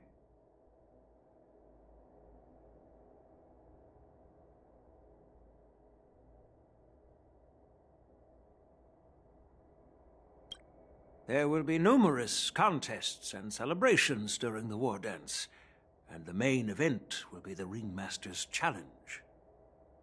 The host will dispatch a skilled warrior to take on challengers from all over the cosmos, showcasing the excellent martial arts of the Xianzhou Loufu. When you mentioned that the Astral Express would be attending the ceremony, I thought the High Elder of the Loufu would be the Ringmaster. You humor me, Elder Huayan. The healer lady is just a young lady who knows nothing about martial arts. How can I assign her as the ringmaster? I'm no match to you when it comes to joking. What's this box for? Why don't you open it, General Huayan? This sword case is intended for the War Dance's award. It's empty now, but in a few days, a precious sword will be delivered and stored inside. I don't mean to boast about our skills, but this sword represents the pinnacle of the Zhuming's craftsmanship.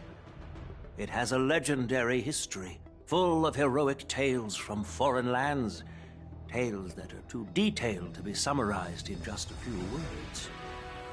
Since the delegation delivering the sword hasn't arrived yet, I'll just leave the case here for now. I've been wondering who would be worthy of such a sword. And then it hit me. I can award it to the champion of the Ringmaster's Challenge. The ceremony's champion is sure to be a perfect match for the sword. Moreover, I hear that Yanqing is an excellent swordmaster, and that he will be representing the Loufu as the Ringmaster. So it seems like a perfect gift for him. Thank you for your generosity, Elder Huayan. If you want to give me a sword, just say the word, Grandpa. No need to beat around the bush. You've got confidence, my girl, but I don't think you can best Yanqing. I know you're all about swords, Miss Yunli. It's just a shame that it's the sword that ultimately chooses its rightful master. Yeah, and even if someone gets their hands on such a precious sword, it'll probably end up in someone else's. The outcome of our duel at the Alchemy Commission is still up in the air. Since you're interested, why don't you represent the Xianzhou Juming and challenge me in the ring? That's exactly what I had in mind. Nobody knows who's gonna come out on top. It could be me, could be someone else. It'll probably be me. But whatever happens, it won't be him.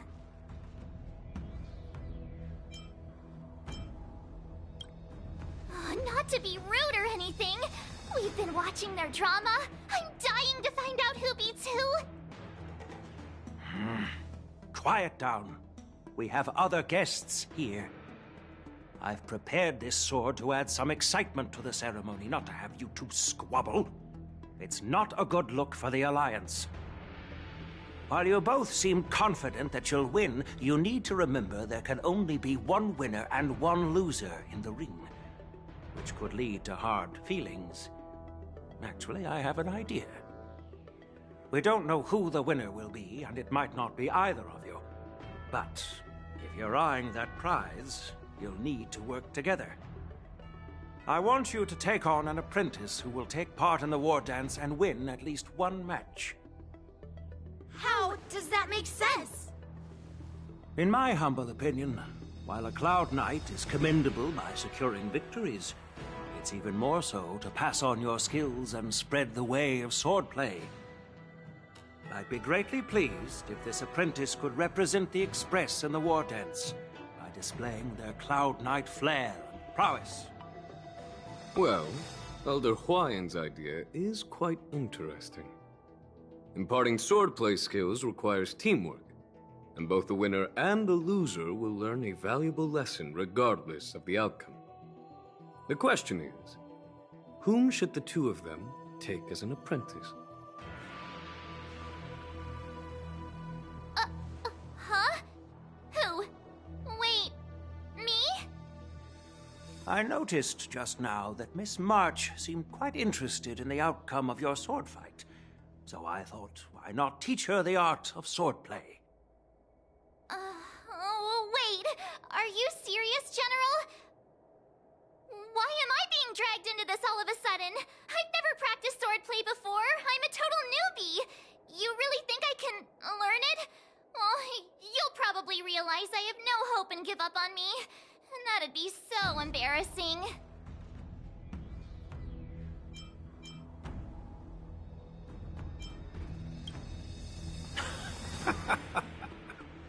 Your talent is quite unique. Are you also interested in swordplay? But you know, based on my years of judging people, you don't really need to dive into swordplay to boost your skills. And I doubt there's anyone out there who can really show you the way forward. As for Miss March, she's like a piece of jade in the rough, just waiting to be shaped. I appreciate your kind words, General Huayan. But won't teaching me swordplay be a waste of Yanqing and Yunli's time? They should be preparing for the ceremony. Plus, I heard that each swordmaster has their own special moves. What if they let something slip while teaching me? If everyone knows each other's tactics, won't that make it hard to catch people off guard during the war dance? That's considerate of you, March 7th. But don't worry. It'll take you at least a decade of hard training before you can even start learning special moves. No need to freak out. A few Juming swordplay tricks will mean you'll be more than equipped. Really? Looks like March's curiosity has been piqued. The whole point is to know each other's moves.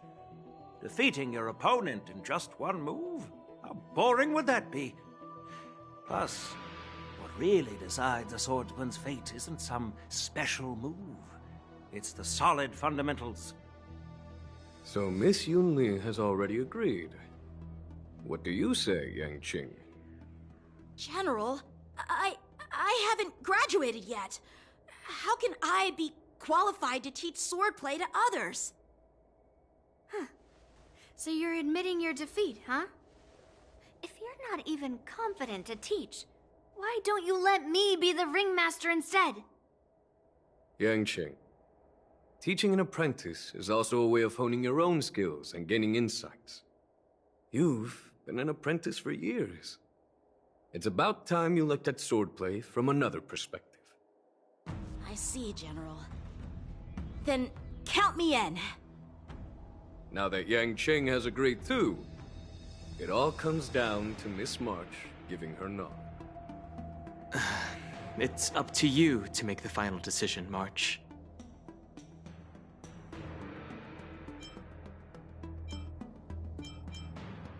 At least that way, I won't have to worry about you accidentally shooting me in the butt all the time.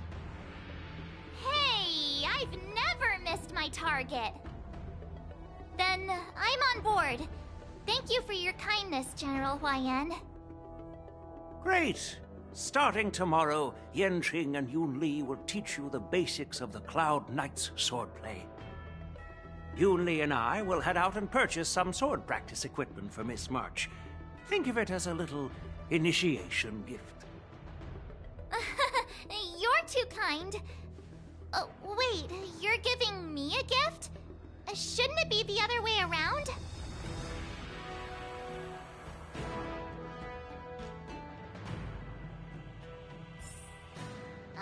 General Huayan's gone. Wait, why does something feel off about what we talked about? I think we strayed off topic. How did things even get to this point? Yeah, I brought you here because the General said he had some important matters to discuss. But how in the world did Yun Li and I suddenly become Miss March's swordplay mentors? Because General Huayan wants us to stick around on the Loufu for some time.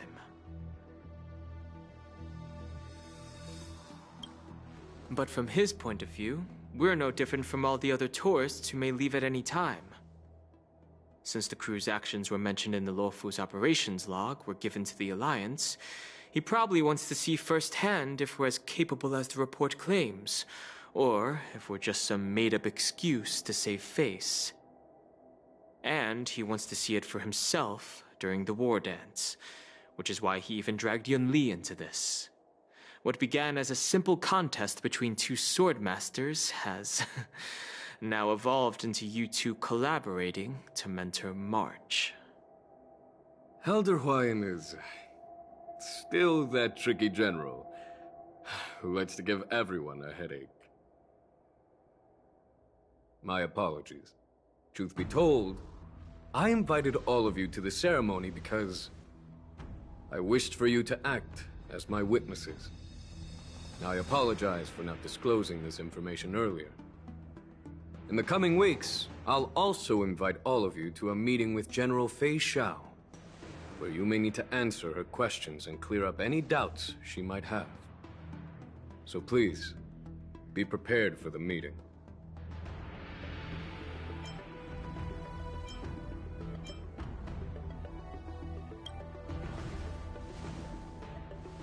Did we do something wrong? We really did save the Loufu, so why do you want to sneak off like we're fugitives? Don't worry. No matter what happens, I'll stay here as a witness and answer any questions she might have. Thank you, everyone. General, I know there isn't much I can do to share your burden, but... As the Loufu Ringmaster, I won't let anyone defeat me in the war dance. I know.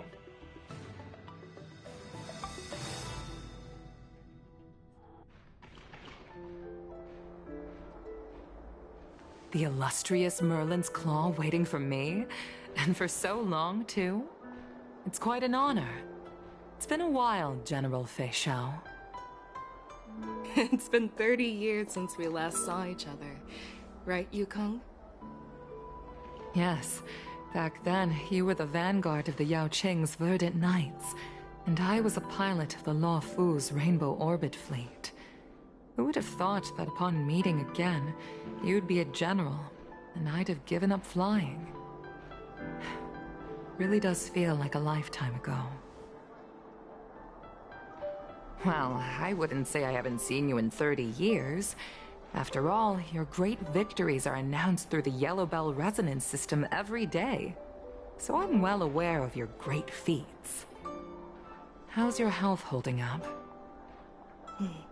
Still stable, I suppose. Do you still remember the medic who saved me in battle? That healer with the odd name and peculiar temperament. What was his name again? Was it Pichu? Or Kachio? Jiao Chou. He's been my retainer and personal healer, delegated by the Alchemy Commission from the Xianzhou Yao Qing. Over the years, he's dedicated himself to managing my condition. It's thanks to him that I'm still in good health today.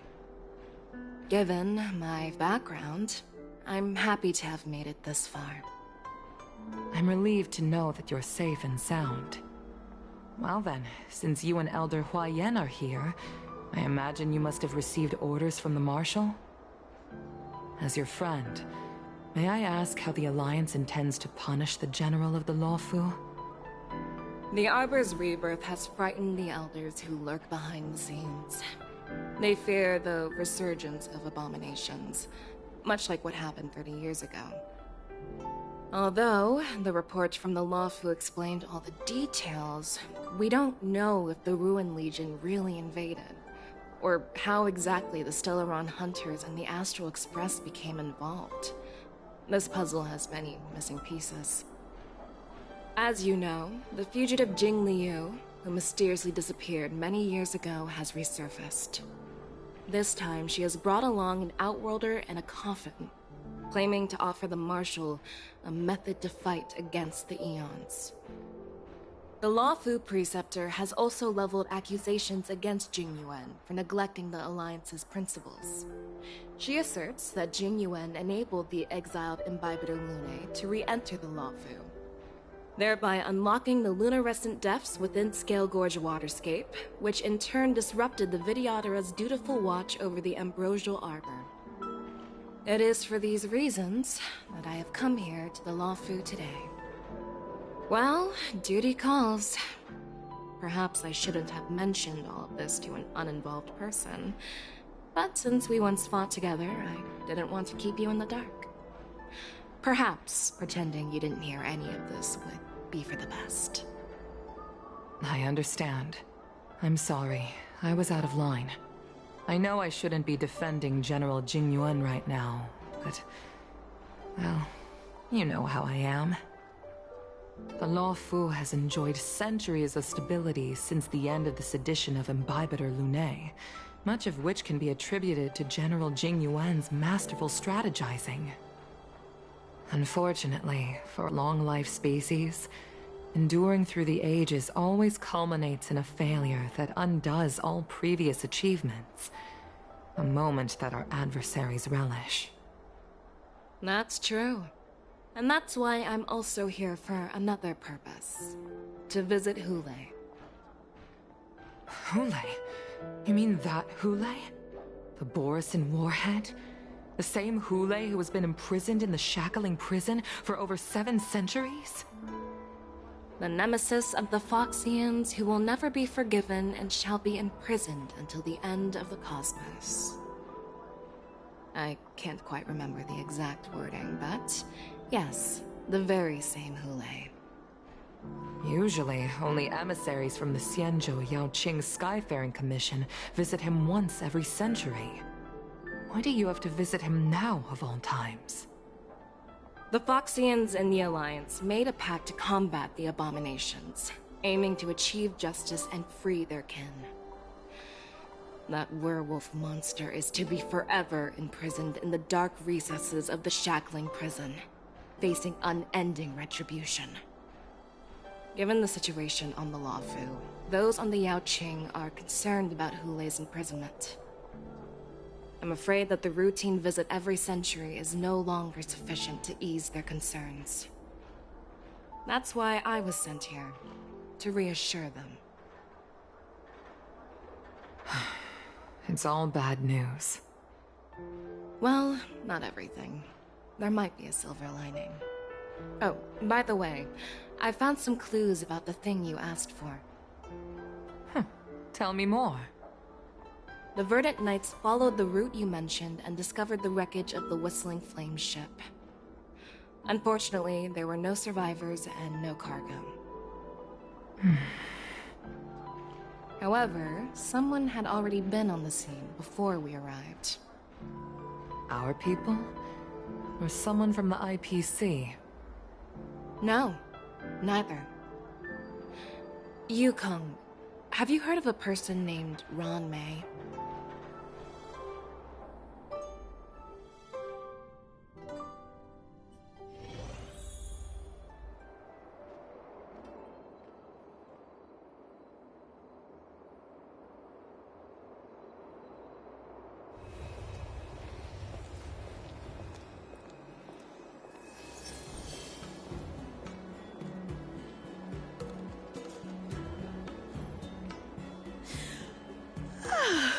still feeling sleepy. Did I oversleep? Where did March and Don Hong go?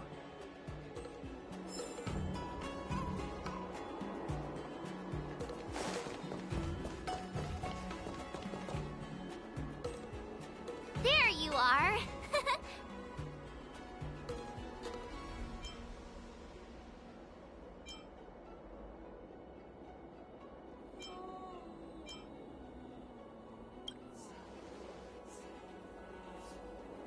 It's an honor to learn from you, Master Yanqing. In all those immersions and novels I watched, when apprentices want to pay their respects to their masters, they usually bring fancy gifts, kneel, and bow. I'm really sorry, but I haven't prepared anything yet. Hey, why are you blushing, Master Yanqing? This is, the first time someone has called me Master. I need to, get used to it. Let me make it clear. Swordplay training is about improving your body, mind, and strength. It's not a casual game you can master overnight. I promised General Huayan that I'd teach you Cloud Knight swordplay, so you can participate in the war dance and defeat at least one opponent. I'll do my best, but if you break your master's rules...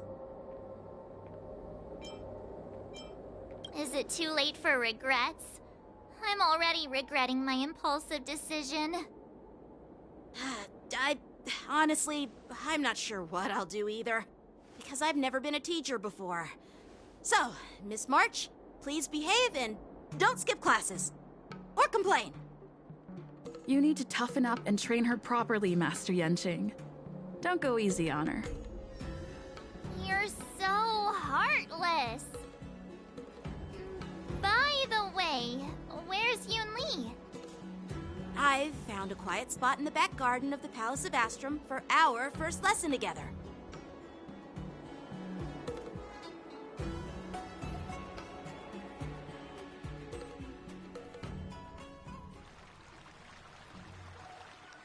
Seriously?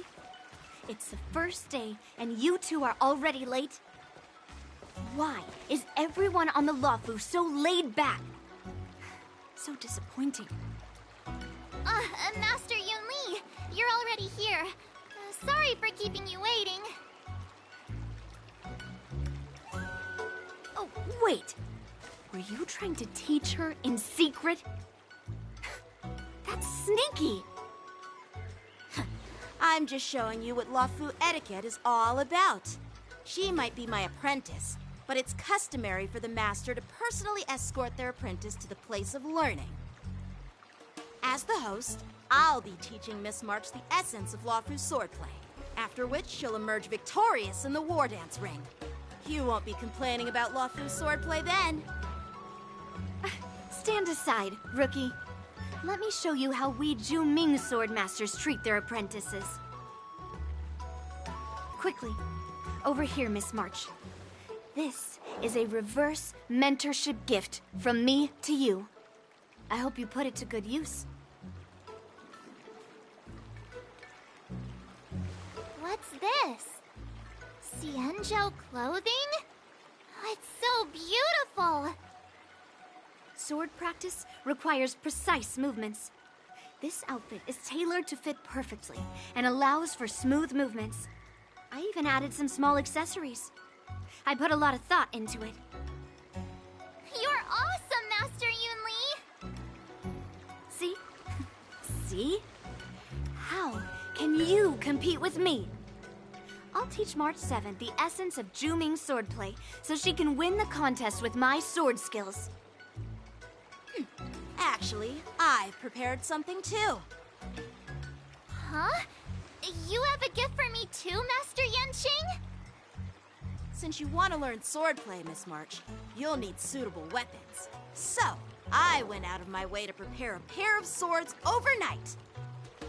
Unfortunately, I didn't have time to ask the craftsman to customize the swords for you, but I did my best to choose ones that look nice and are suitable for a beginner.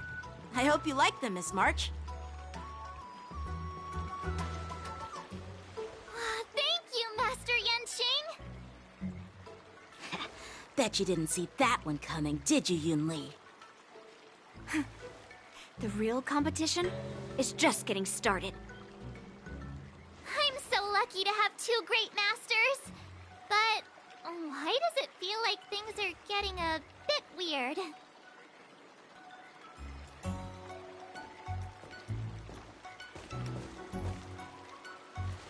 So what do you think, masters? Does this outfit suit me? Perfect. I chose it carefully. It's perfect for beautiful young swordswomen like you and me. All right, let's get started with the training. The person next to me is a Cloud Knight instructor I've brought in. For your first lesson, try exchanging a couple of moves with him. Wait. We're having actual combat training for the first lesson? Isn't that a bit too intense? Well, I heard you have some experience with archery and martial arts. The first thing we're going to do is see just how strong your fundamentals are. Come on, step forward and strike with the sword in the most natural way you can think of. It's important for us to grasp your natural movements so we can decide where to start and what you need to learn. If you're ready, let's begin. Okay.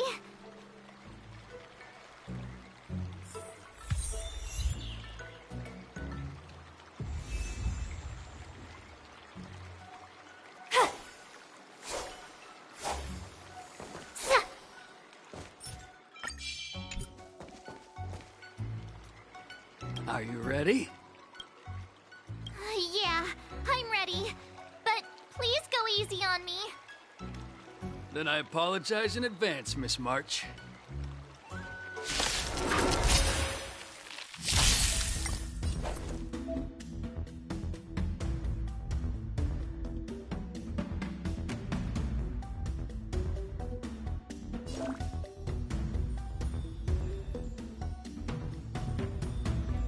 Please have some tea, masters. Pay close attention, Miss March. Can you block? Loufu's swordplay is all about being swift and agile in your movements.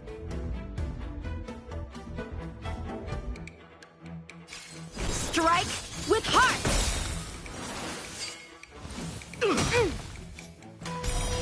Right on time. Ignore him. Strength is everything. Rock-shattering slash! Practice is over. Swords descend!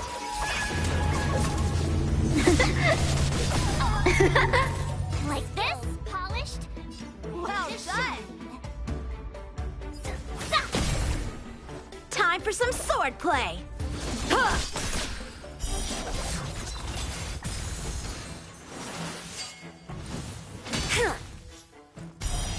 Yes, you! So, how many of my moves can you block? Blade in flight! I could take 10 of you. I'll melt you all down.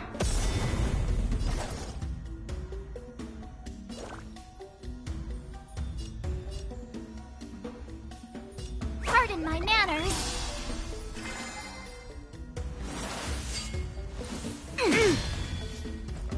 Through the clouds, it cleaves a path!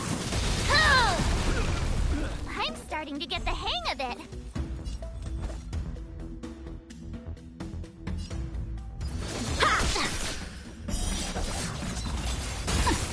That's how a true master does it.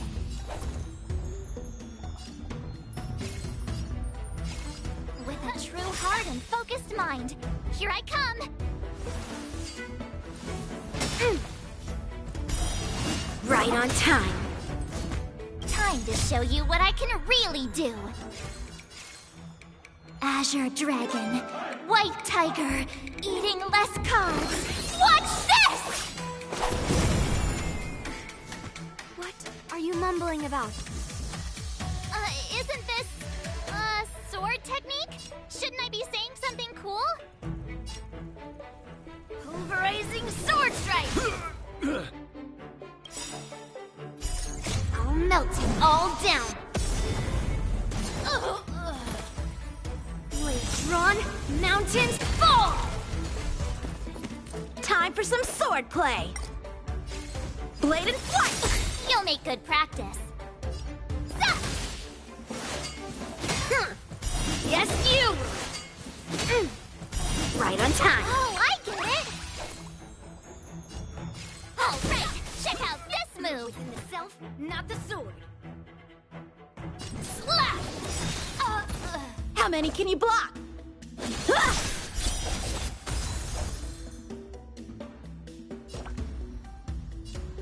Here you go, Master! What are you making? Ha! Yes, you! Ready to shine. Yeah!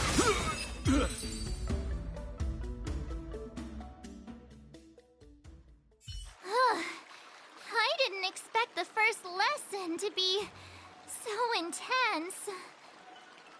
Miss March has quick hands and a flexible body. She's a perfect fit for practicing Loufu swordplay. However, she lacks strength, and her strikes were a bit unfocused. But don't worry, that's totally normal for beginners. Once she starts practicing Juming swordplay, she'll make heaps of progress. Given the situation, I believe Miss March should start by working on her strength. Seriously, do you actually know anything about swordplay, or what? I could ask you the same thing. Dual swords require agility, so what's more important than footwork? Instead of focusing on her strengths, we should address her weaknesses. The drawback of wielding two swords is not generating enough force. What good is being quick on your feet if you don't have strength? It's not like we're dancing here. Skilled sword masters know how to play to their strengths and work on their weaknesses. Start with what you're good at, then tackle your weaknesses. That's the right way to learn.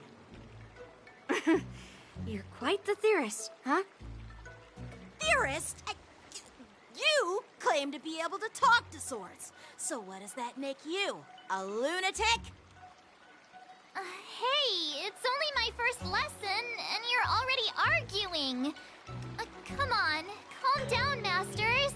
I'll have to improve both my footwork and strength anyway, so it doesn't matter which one comes first. But it does matter. Just listen to me, March 7th. Aww.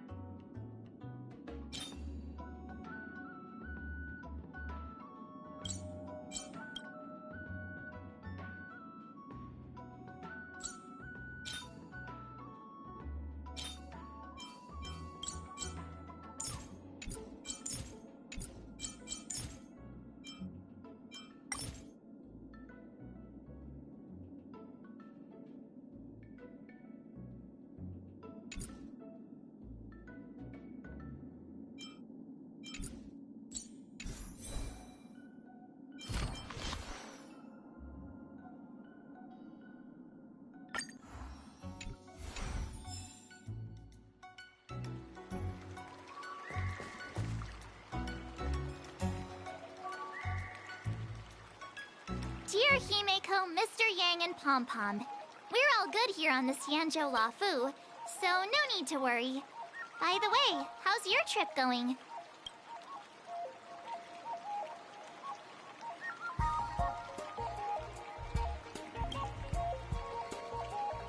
As for me, I've somehow become the apprentice to 2 Cloud Knight sword masters, and I've been honing my sword skills with their guidance. One of them is Yanqing, the boy we've all met before. The other is Yun Li, the granddaughter of General Hua Yan from the Xianzhou Juming. Both masters are super strict, giving me a real taste of how hard sword training can be.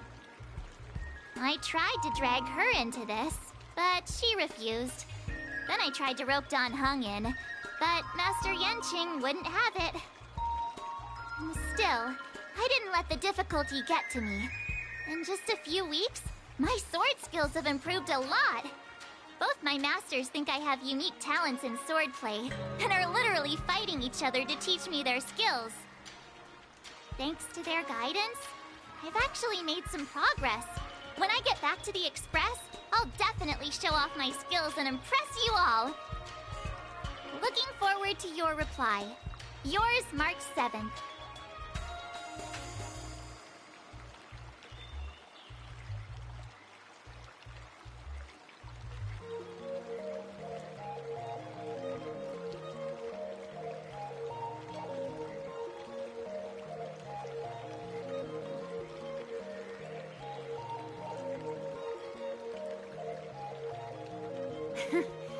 Well done. Let's call it a day.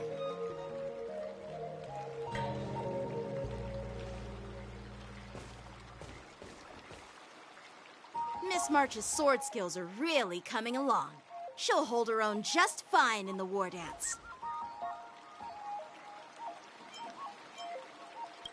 Perhaps I might have a shot at beating both masters in the ring?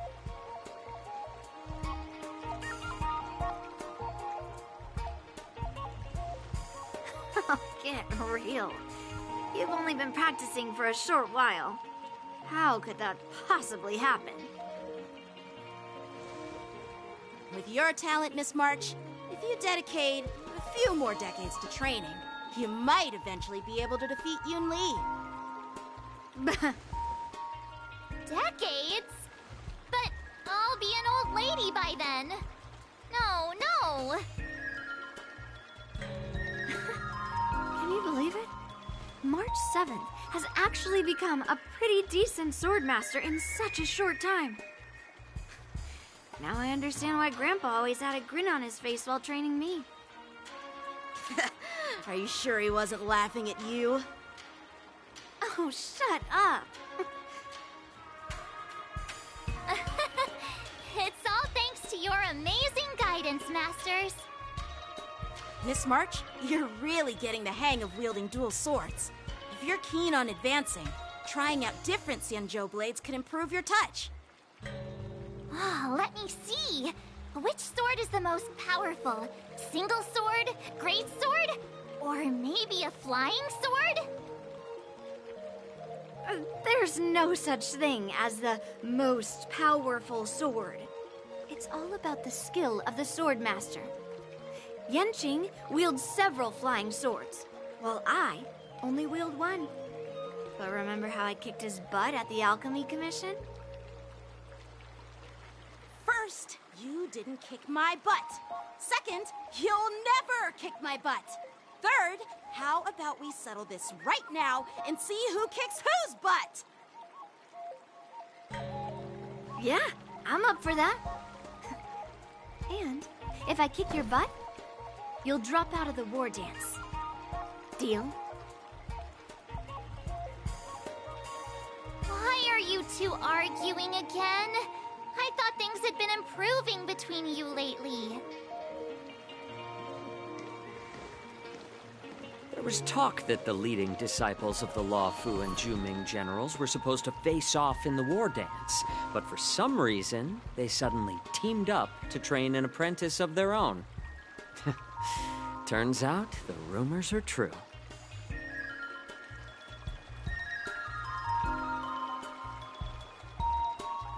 tomorrow is the big day of the war dance. Shouldn't you two be focusing on honing your skills instead of teaching swordplay here? You're... Oh, that's right. You're the pink-haired fox from the Yaoqing. This is Mr. Jiaoqiu, the healer working for the general of the Xianzhou Yaoqing. Ah, got it. So, you're the participant attending the war dance on behalf of the Yaoqing. And you were trying to sneak a peek at our training? Sorry for the misunderstanding. I don't know anything about martial arts. I'm just here on the General's orders to take care of some official business. I didn't mean to interrupt your training. I'll be on my way. If you know nothing about martial arts, why were you smirking earlier? Well, my curiosity got the better of me, I suppose. When I heard Miss March's pondering about what to learn, I couldn't help but wander over. From my professional experience, cleavers, slicers, chopping knives, and carving knives are all just tools. Kind of like frying, sautéing, boiling, and deep frying in cooking. They're just ways for people to show off their skills. How you use them really depends on the ingredients you're working with. It's like your sword teaching methods. If you align your ingredient, in other words, your apprentice's natural tendencies, with the right cooking method, by which I mean the teaching method that best suits her, she'll make double the progress in half the time. For example, golden eggplant tastes best when fried, cloud peppers when stir-fried, and yellow boulder beef when simmered. It's all about discovering the nature of the ingredients. Apprentice. All this talk about food is making me hungry. Are you a healer? Why are you talking about food? Well, it's just a metaphor. The medicinal school I follow on the Xianzhou Yaoqing is called the Ranja School, that specializes in food therapy. So it's only natural that I know a thing or two about cooking. So, you're the General's cook? I'm a healer. But anyway, a cook who isn't interested in health doesn't make for a good advisor. Fine. Call me a cook if you want. Seeing the way you're looking at me, it's obvious you think I'm just some feeble academic who likes to blabber on about martial arts. But, in reality, I know a thing or two about killing. After all, the art of healing inherently encompasses both life and death.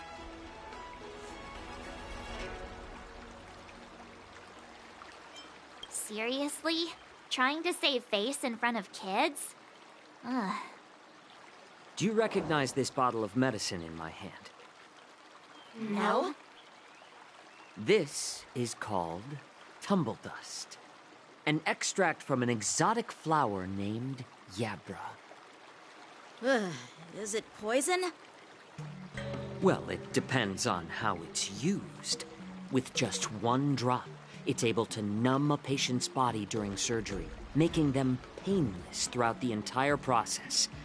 However, increase the dose or the potency, and it'll slow the metabolism, making the blood thin and resulting in the loss of all senses. Even long-life species cannot escape its effects. This thing can save lives or take them. It's more powerful than the swords in your hands. That may be so, but still, I prefer settling things with a sword than, you know. Huh. Looks like I did get you all wrong. You're not a feeble scholar, but a sinister and despicable one. Hey, why the insults all of a sudden? I'm just sharing some medical knowledge here, not persuading you to poison anyone. Seems like you get real excited when talking about poison. I can't tell if that's an honorable thing or sinister. Picture this. Two individuals. The one standing is full of malice. The other lying down is honorable and righteous. How can the one who's lying down label the one standing as sinister? In the throes of combat, where life and death hinge on a singular moment, every idea fades into nothingness. The only thing that matters is staying alive. Surviving the battlefield reshapes all notions of worth, be it integrity or treachery. In my eyes, their significance is negligible. Perhaps you've underestimated Yunli and me, Mr. Jiaoqiu. We may be young, but we've seen our fair share of war. Well, well. Then you should know that the war dance is nothing more than a contest. So why are you so focused on it? When I was appointed as the ringmaster for the war dance, I asked the general, we Cloud Knights are supposed to charge into the fray and slay enemies. Why do we have to swing swords in a ring just to please an audience? And this is how the general replied. To unsheath your sword in a ring is no different than on the battlefield, as your sword reveals the might of all Cloud Knights. The war dance is the perfect chance to showcase martial virtue and forge alliances from all over the cosmos. When we unsheath the sword without drawing blood, we not only display our might, but also the martial virtue of the Cloud Knights. That's quite an insightful statement, Yanqing. Well, my apologies for being so short-sighted. I've been on the Loufu for quite some time, but I haven't had the chance to see the ceremony venue for myself yet. Hearing you speak so highly of it has piqued my curiosity. Would you mind showing me around? You want to see the Sky Splitter ship where the war dance will be held? Let's go! I bet Yunli and Miss March haven't seen it either, right? Well then, I'll give you all a tour.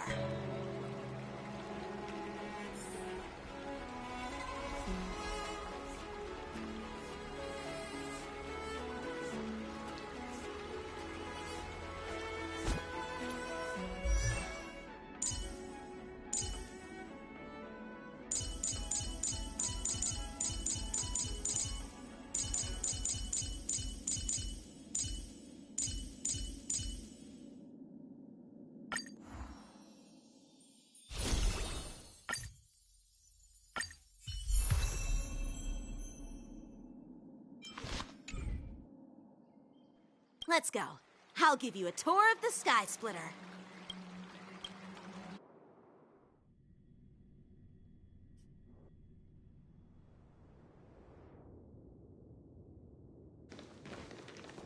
Looks like a lot of other visitors have also come to catch a glimpse of the Sky Splitter.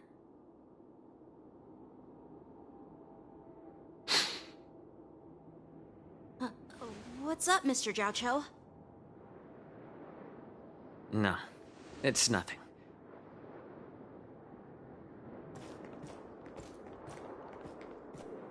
Do you see that airship in the distance? That's the Sky Splitter, the venue for the war dance ceremony. It doesn't look all that impressive from this distance. The Sky Splitter is actually a decommissioned Loufu military vessel. People aren't allowed on board until the war dance officially commences.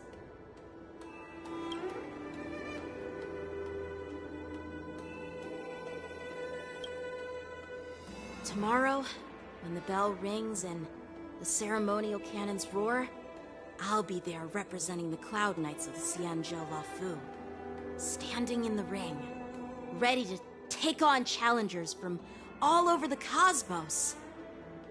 Since I was a kid, I've been training in swordplay and the art of war under the general. Every day, I'd swing my sword 10,000 times, and then thrust it 10,000 times, repeating the process over and over. I understand that I'm not like other kids. I never envied the toys and freedom they all had. I never found sword practice boring or hard. Even in the thick of battle, facing down savage abominations, I never felt scared. Each day, I could feel myself getting stronger and stronger, and I racked up countless victories. It's the best feeling in the world. But then, I faced a really tough opponent. And just one slash shattered my confidence into 1,000 pieces. That's when I felt true fear for the first time. Maybe that's what Mr. Xianzhou meant by life and death hinge on a singular moment. Every idea fades into nothingness. After that, I had to pick up the pieces and try to put myself back together. But no matter how hard I tried, I couldn't seem to find my old happy self again. I often ask myself, why do I wield my sword? If defeat is inevitable, why do I continue to fight? Is it to reclaim the joy of victory? To meet the General's expectations? Or to secure my honor among the Cloud Knights? While the General could teach me the art of swordplay, he couldn't teach me why I should keep on going. He said the reason must come from within myself. I've been struggling to find that reason. But after talking with you, Mr. Xianzhou, I think I already have that reason in mind. As a member of the Cloud Knights and the General's apprentice, I've had a weight on my shoulders. And I know there's still more to shoulder. But when I wield my sword, it feels like I'm letting go of everything. I love the feeling of giving it my all, facing any obstacle in front of me, pressing forward. That's why I wield my sword. Oh, Yanqing. So young, yet so grown up. By the way, how old are you exactly? Age doesn't really matter. All sword masters will understand how I feel. I get it. Looks like all the kids on the Loufu live tough lives. So, how about you, Miss Yunli? It's not polite to ask a girl her age, no matter which Xianzhou ship you're on. I'm not asking your age. I'm asking if you have a dream like Yanqing has. You don't talk like a cook. You sound more like a TV host or something. Need I repeat myself again? I'm a healer. Well, I don't have a dream like Yanqing does. The only reason I'm participating in the Ringmaster's Challenge is because I made a promise to my grandfather that I'd win the precious sword he's contributed to the war dance. Sounds like that mind of yours is just filled with swords. I bet you've got nothing better on your mind. My father was a craftsman on the Xianzhou Juming. Because of his foolishness, many innocent people fell victim to the cursed swords he forged. Since I was a kid, it's been clear to me that not everyone deserves to have a weapon in their hands. Giving them a sword is no different than being cruel to the innocent. So, whenever I come across someone unworthy of a sword, I can't help but want to take it away from them. Given that Yanqing is the war dance ringmaster, I'm stepping up to challenge him. To ensure the precious sword doesn't fall into the hands of an unworthy master. Hey, what do you mean by an unworthy master? I see. It's not easy for kids on the Juming either. Well, it's better to have a reason for wielding a sword than to be lost and confused. I've saved countless Cloud Knights in my life, and there are plenty of exceptional warriors, just like the two of you. What happened, Mr. Jiaoqiu? Oh, nothing. I was just reminded of some old friends and old tales. Judging from my professional perspective as a healer, both of you possess remarkable vitality. Your energies flow like raging fires and mighty gales. The upcoming fight will definitely be impressive. Well, we've seen the Sky Splitter and toured the Stargazer Navalia. I guess it's time to say goodbye for now. What? You're leaving already? But you haven't asked me about my dreams. I've been working hard too, you know. It's getting late, Miss March.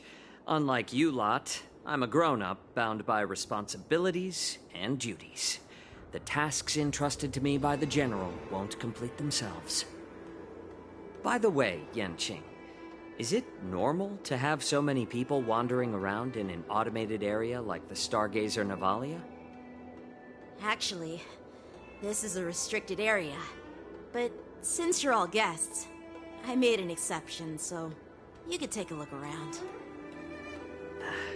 I understand. Well, I'll take my leave. I wish you both the best of luck in the ring tomorrow.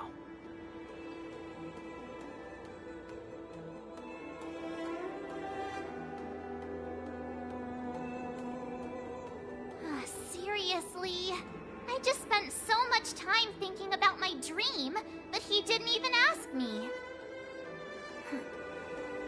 Now that we're done with our tour of the Sky Splitter, shall we continue with our training? Why don't we take a day off? What? You want to secretly practice swordplay by yourself? Dream on. You know cramming before a fight never works out. For some reason, seeing the Sky Splitter has boosted my confidence. So, I've decided to conserve my strength for tomorrow. Alright, I'll take you out of the Stargazer Navalia.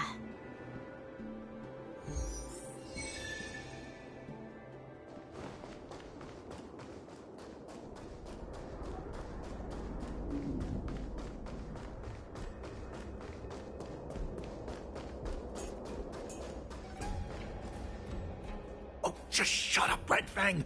This is not a beast ship. I need some time to take care of things.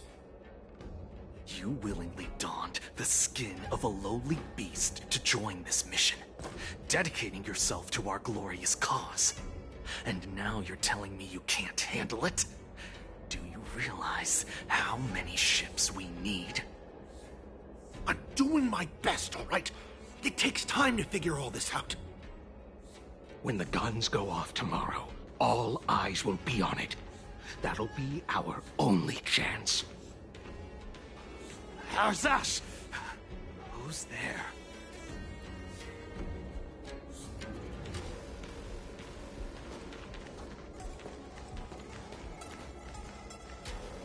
Who are you guys? An impromptu inspection. Why are there outsiders loitering in Stargazer Navalia? And a bunch of kids at that.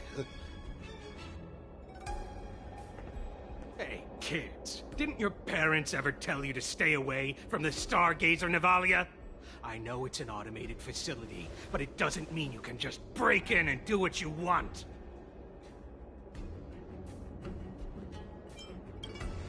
First of all, I'm an adult. Second, I didn't just break in. Yeah, we flew here on a star skiff. Like, whoosh! Well, I'm not trying to tell you off, but this place is off limits to the public, you know? Big sis, let's go. I want to play in Everhunt Plains.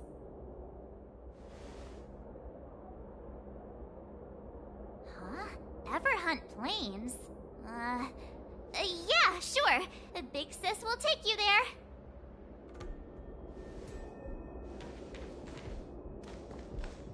Shuha! You should have let me. Shh, the overhaul is done, and everything looks good. We should leave.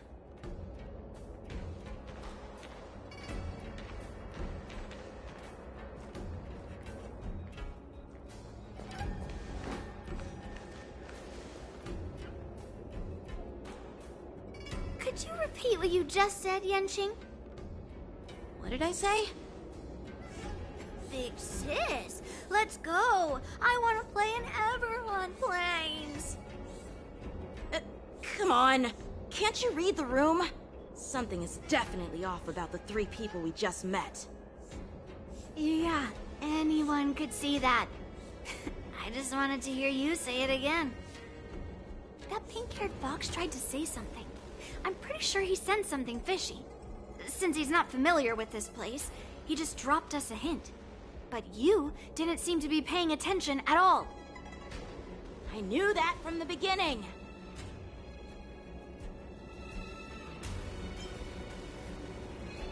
They said they were doing an overhaul, but it looked like they had no idea how to operate the Starskiff production line, right? And it's suspicious how they suddenly finished their overhaul and walked away as soon as they laid eyes on us. A Cloud Knight, a member from the Skyfaring Commission, and a craftsman. They're from various departments, and the reason for the overhaul seems legit. But one of them blurted out some weird language just now. Did you hear that? I have a feeling that if we secretly tail them, we'll definitely catch these guys in the act. Follow my lead, and be careful not to blow our cover.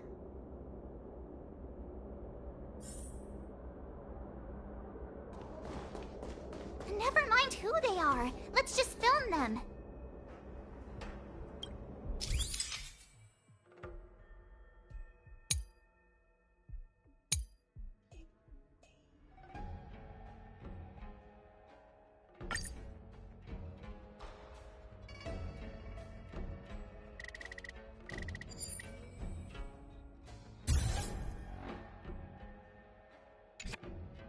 We should have just killed those lowly beasts.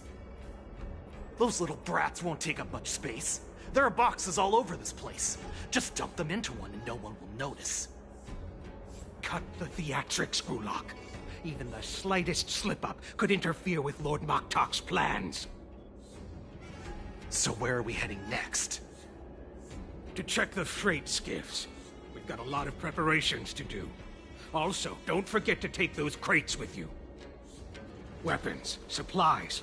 We've got to be well prepared. Otherwise, we're screwed. So, are they smugglers? What exactly are they up to? I have no clue. But they seem to be moving those crates. I've got an idea. We can hide inside the crates and follow them.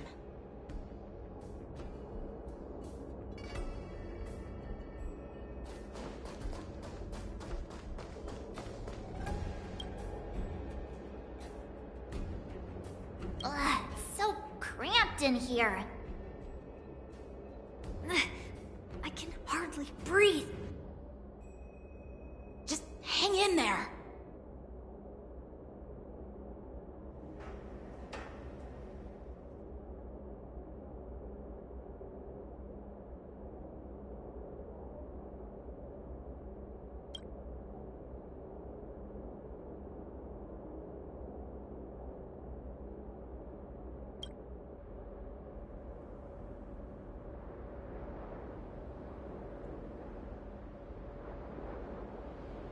Let's just put the cargo here for now, all right? Then we'll move on to inspect the ships. Lord Moktok said that as soon as we're done, we're to board the freight skiff and leave this place. Don't worry, I've changed the shipping schedule. You two, come with me. Is it just me? I keep smelling that stench of lowly beasts everywhere we go. Don't be so paranoid.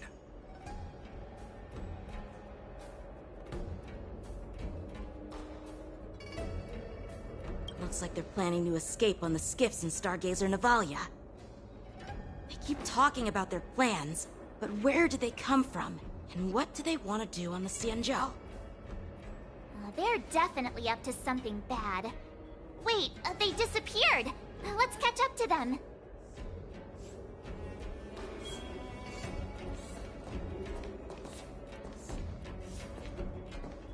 Tread softly, breathe quietly, and make sure to keep an eye on them. Hide out of sight as soon as there's any sign of activity.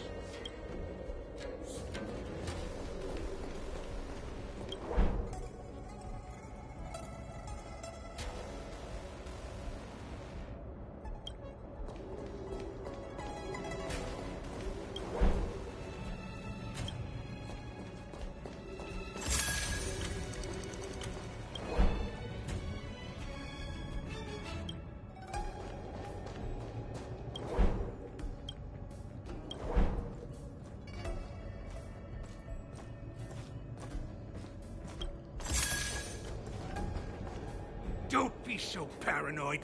We're running out of time. Get over here!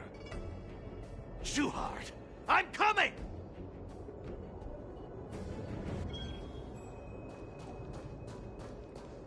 They're leaving.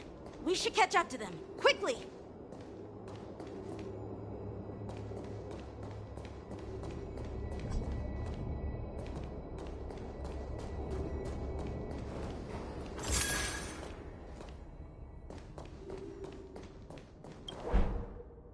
What are they up to?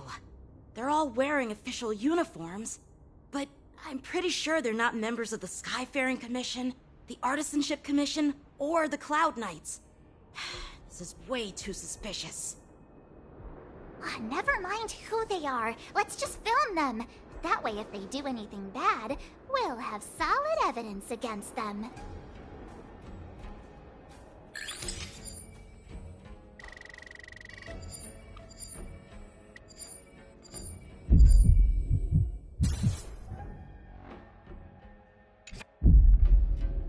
Look at this. A freight star skiff with enough room to fit at least 20 of my men. I'll let the others know and have them prepare more star skiffs. Once we're past the checkpoint, there will be beast ships waiting for us. Lord Moktok is ready. The revival of our ancient bloodline all hinges on this operation. What did he just say? Beast ships?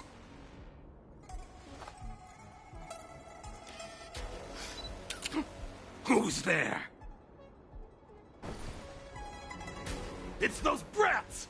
I told you to get rid of them, but you didn't listen, you idiot! Wipe them all out!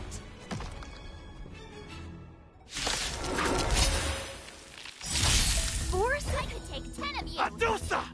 Die, you lowly beasts!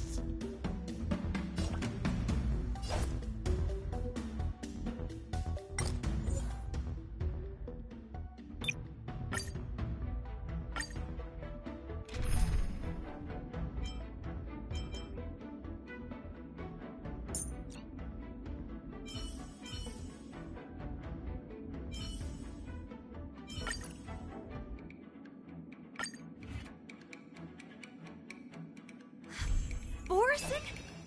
Adusa! Die, you lowly beast!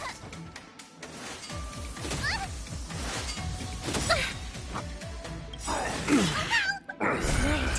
Stars Echo!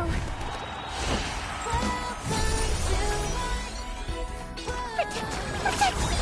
You're the best! Here, get thunder! Ready to shine! Yeah! Trifling.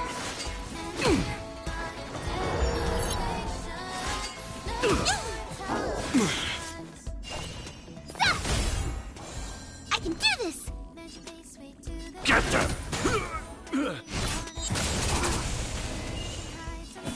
Conflict is pitiless! Show no mercy!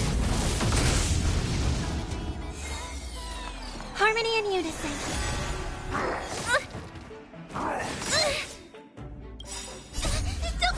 humans or devils. And I'll crush them all! Time to show you what I can really do. Azure Dragon, White Tiger, less cards, watch this! You dare attack me? Yeah! Awesome! I could take 10 of you! Shing! Get there!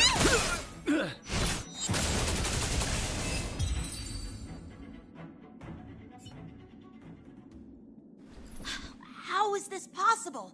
How did these Foxians change their appearances like that? They're not Foxians at all. They revealed their true form. They're Borisin, just like the bandits I defeated on the IPC ship. Wait, that means...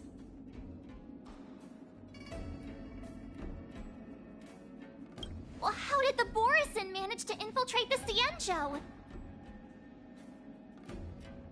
It's not just a simple disguise of wearing our clothing and shaving their whiskers.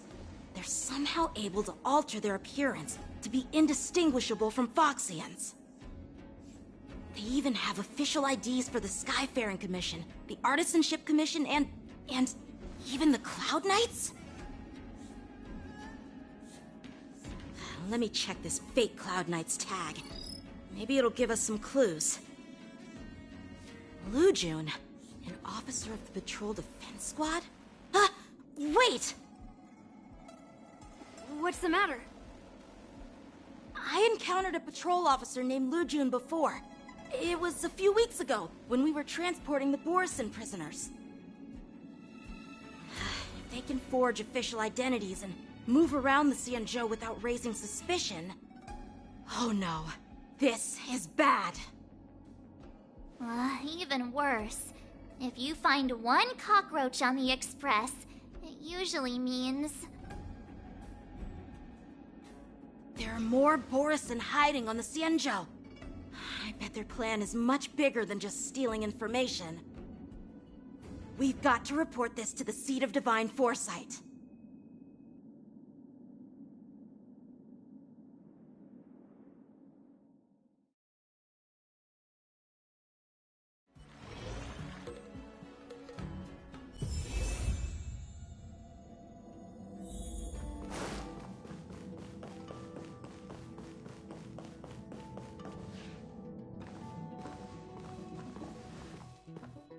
I am glad to finally meet you in person, guests from the Astral Express. I'm Fei Xiao, the General of the Xianzhou Yaocheng.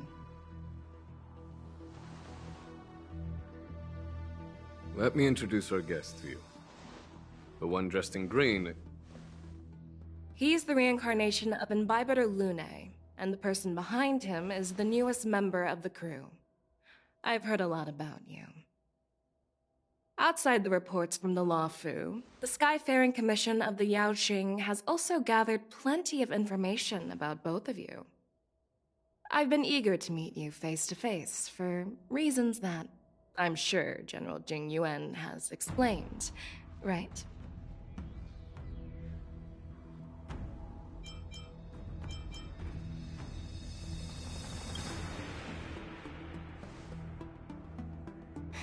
That's right. But don't worry, this isn't a trial. I just want to have a chat with you and get a better understanding of the facts. According to General Jing Yuan's report, the Ruin Legion is to blame for the Ambrosial Arbor crisis, and all Arbiter Generals should pay attention to the Ruin Author's movements. Over the years, the Destruction's minions have wreaked havoc on countless worlds, and the Alliance has been keeping an eye on them, but no one expected them to join hands with the remnants of the Abundance. The damage caused by the Ambrosial Arbor crisis was far less severe than expected, which is good news for us. However, it was quite different from the Ruin Legion's usual style of destroying life wherever they go. While I trust the bravery of the Divine Foresight and the Nameless, I'm curious about some details missing from the report. I'd like to take this chance to have an exchange with both of you. Let me be clear. The questions I'll ask might not reflect my actual thoughts. So please don't take offense if any of my questions seem a bit harsh. Please go ahead, General. But keep in mind we can only answer based on what we know. And perhaps you already have the answers to your questions in your heart. You have a clever tongue. I like it. So Merlin's claw is quite articulate. Right now, her intentions are unknown, and Jing Yuan wants us to be honest. Maybe I'll just stick to the facts we know. Let's cut to the chase. Before the crisis struck, the Astral Express was guided here by a Stellaron hunter, a wanted felon, in an attempt to resolve the Stellaron crisis. However, everyone in the cosmos knows of the Stellaron hunter's reputation. So, why did you place so much trust in them? Could it be that some of you have a connection with them?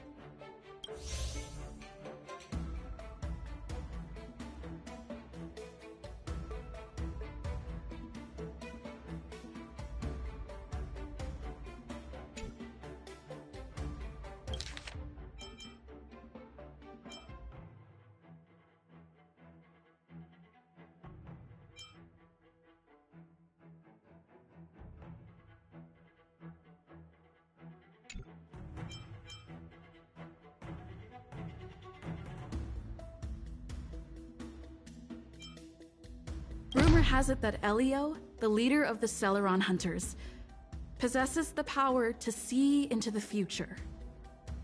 He foresaw that the Xianzhou and the Express would have important roles to play in the war against Nanook. That's why we were lured here to the Loufu, to deal with the Stellaron crisis and fulfill the prophecy. General Jing Yuan believes in this prophecy too, as mentioned in the report.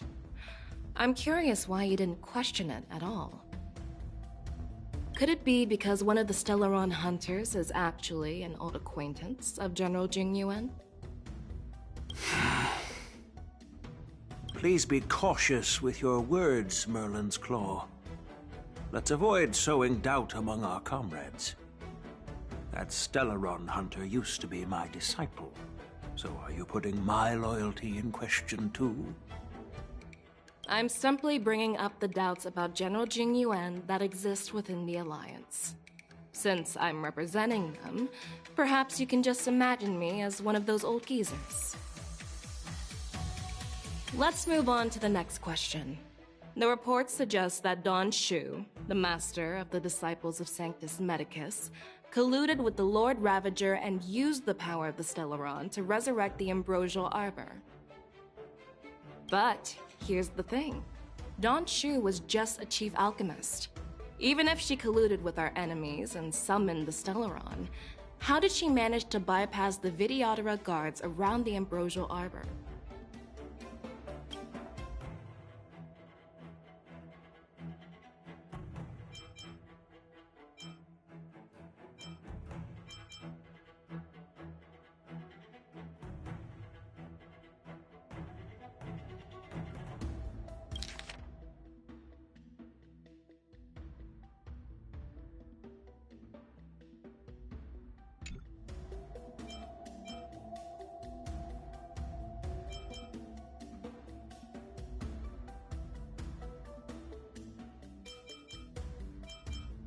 If the Loufu hadn't exiled Dan Heng, leaving the Vidyadhara with no leader, they wouldn't have fallen into chaos, and there wouldn't have been the opportunity to bring the Stellaron to the roots of the Arbor unnoticed.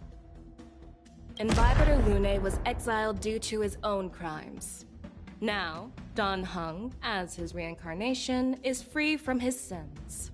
However, why did he risk trespassing on the Xianzhou Loufu before his exile was lifted? I was concerned about the safety of my companions, so I acted brazenly. I admit I was reckless at the time, but But he returned despite everything. Now, let's consider the outcome. The Arbor was resurrected, and the Loufu required a High Elder to repair the seal and suppress the plague mark. It's hard not to think about the stakes involved, right? According to the report, Lord Ravager Fantilia is the mastermind behind the entire conspiracy. She disguised herself as an ambassador of the Skyfaring Commission and traveled with you, only to vanish without a trace later on. It seems too convenient to label her as a scapegoat.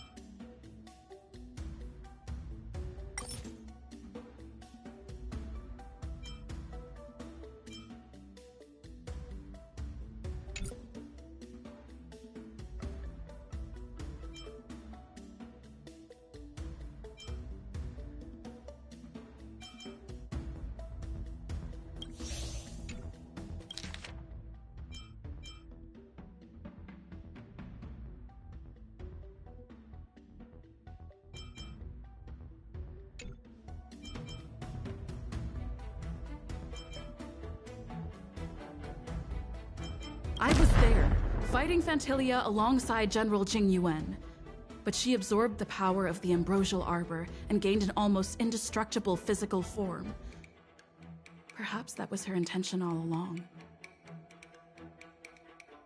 So, a pawn of the destruction wanted a flesh and blood body to live in. Interesting. That's quite a new perspective.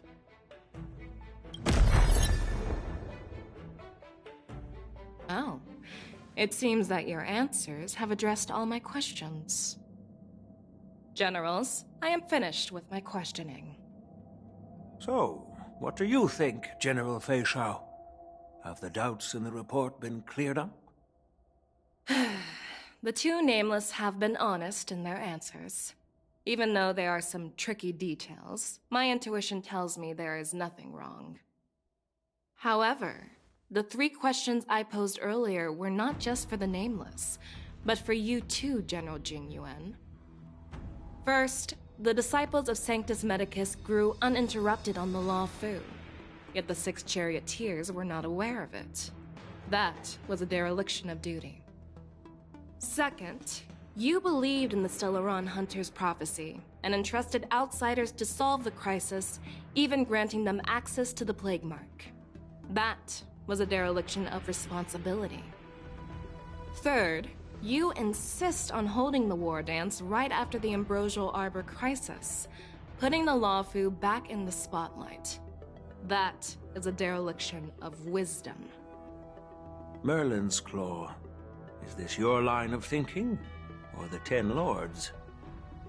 From the moment I walked in, I made it clear that the questions I'd ask might not reflect my actual thoughts. The disciples of Sanctus Medicus were deeply rooted and had been plotting for a long time. I admit it was my negligence for not noticing it earlier. As for the Stellaron Hunter's prophecy, I didn't believe all of it, but in the end, the Loufu did survive the Ambrosial Arbor crisis. So, I think it's safe to say that Elio's prophecy about the future holds some merit. And as for the war dance, do you think I'm unaware of the risks? However, risks can also be opportunities. The Loufu has lain low for too long. I believe it's time to stir up the dregs hidden in the depths and wash them away once and for all. Just as I expected from our sophisticated divine foresight. You have a way with words. I like it. But, unfortunately, ever since the report was submitted, the Alliance has been filled with rumors and speculation. Even within the Loufu, there are people accusing you of neglecting your duties, resulting in the Ambrosial Arbor's resurrection. So what are your thoughts on all of this, General Fei Xiao?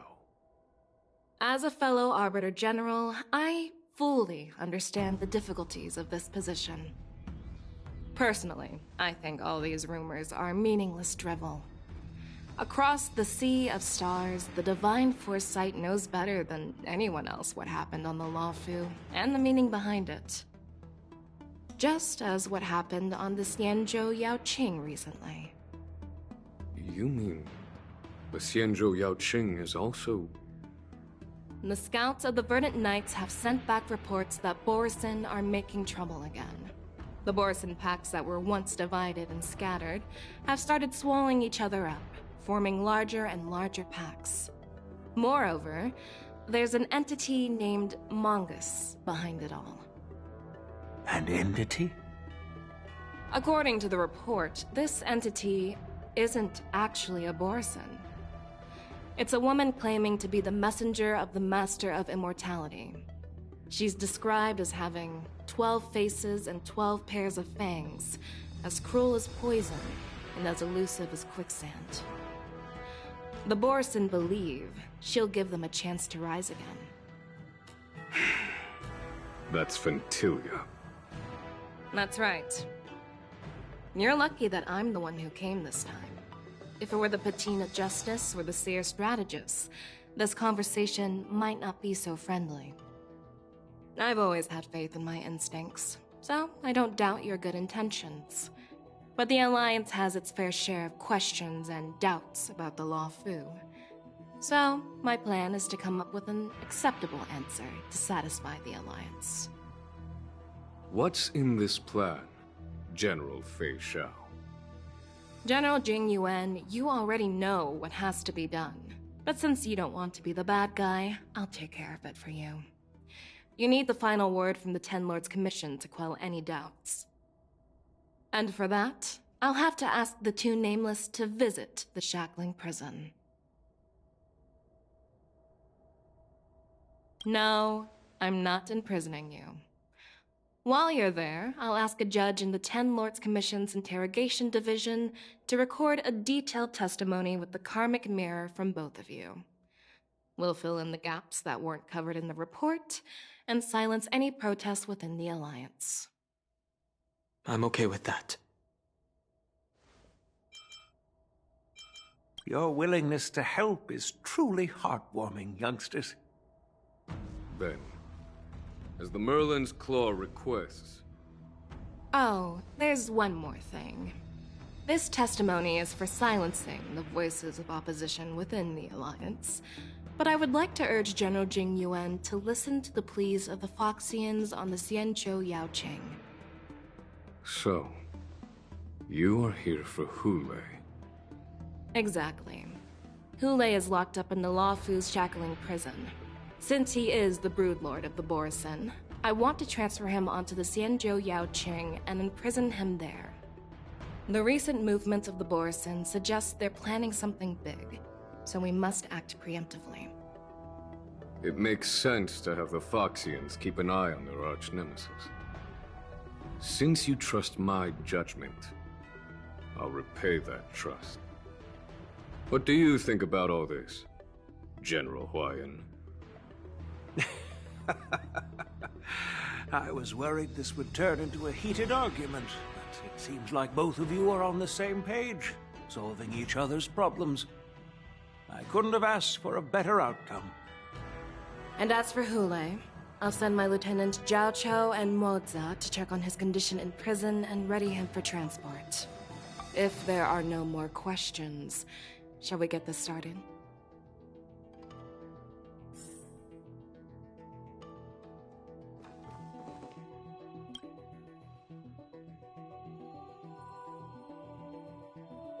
Do you actually believe in the Stellaron Hunter's prophecy?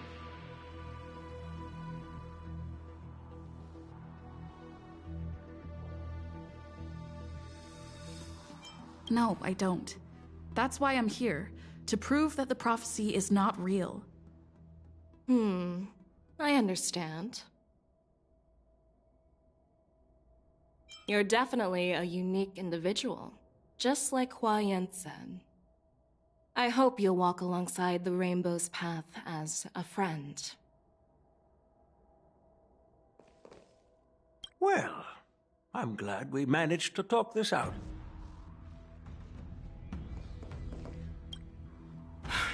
I'm really sorry about all this. But the testimony in the Shackling prison won't take up much of your time. I'll call for a messenger to take you to the interrogation division. You just need to give your testimony, and then you can head back. So no need to worry. As you wish, General.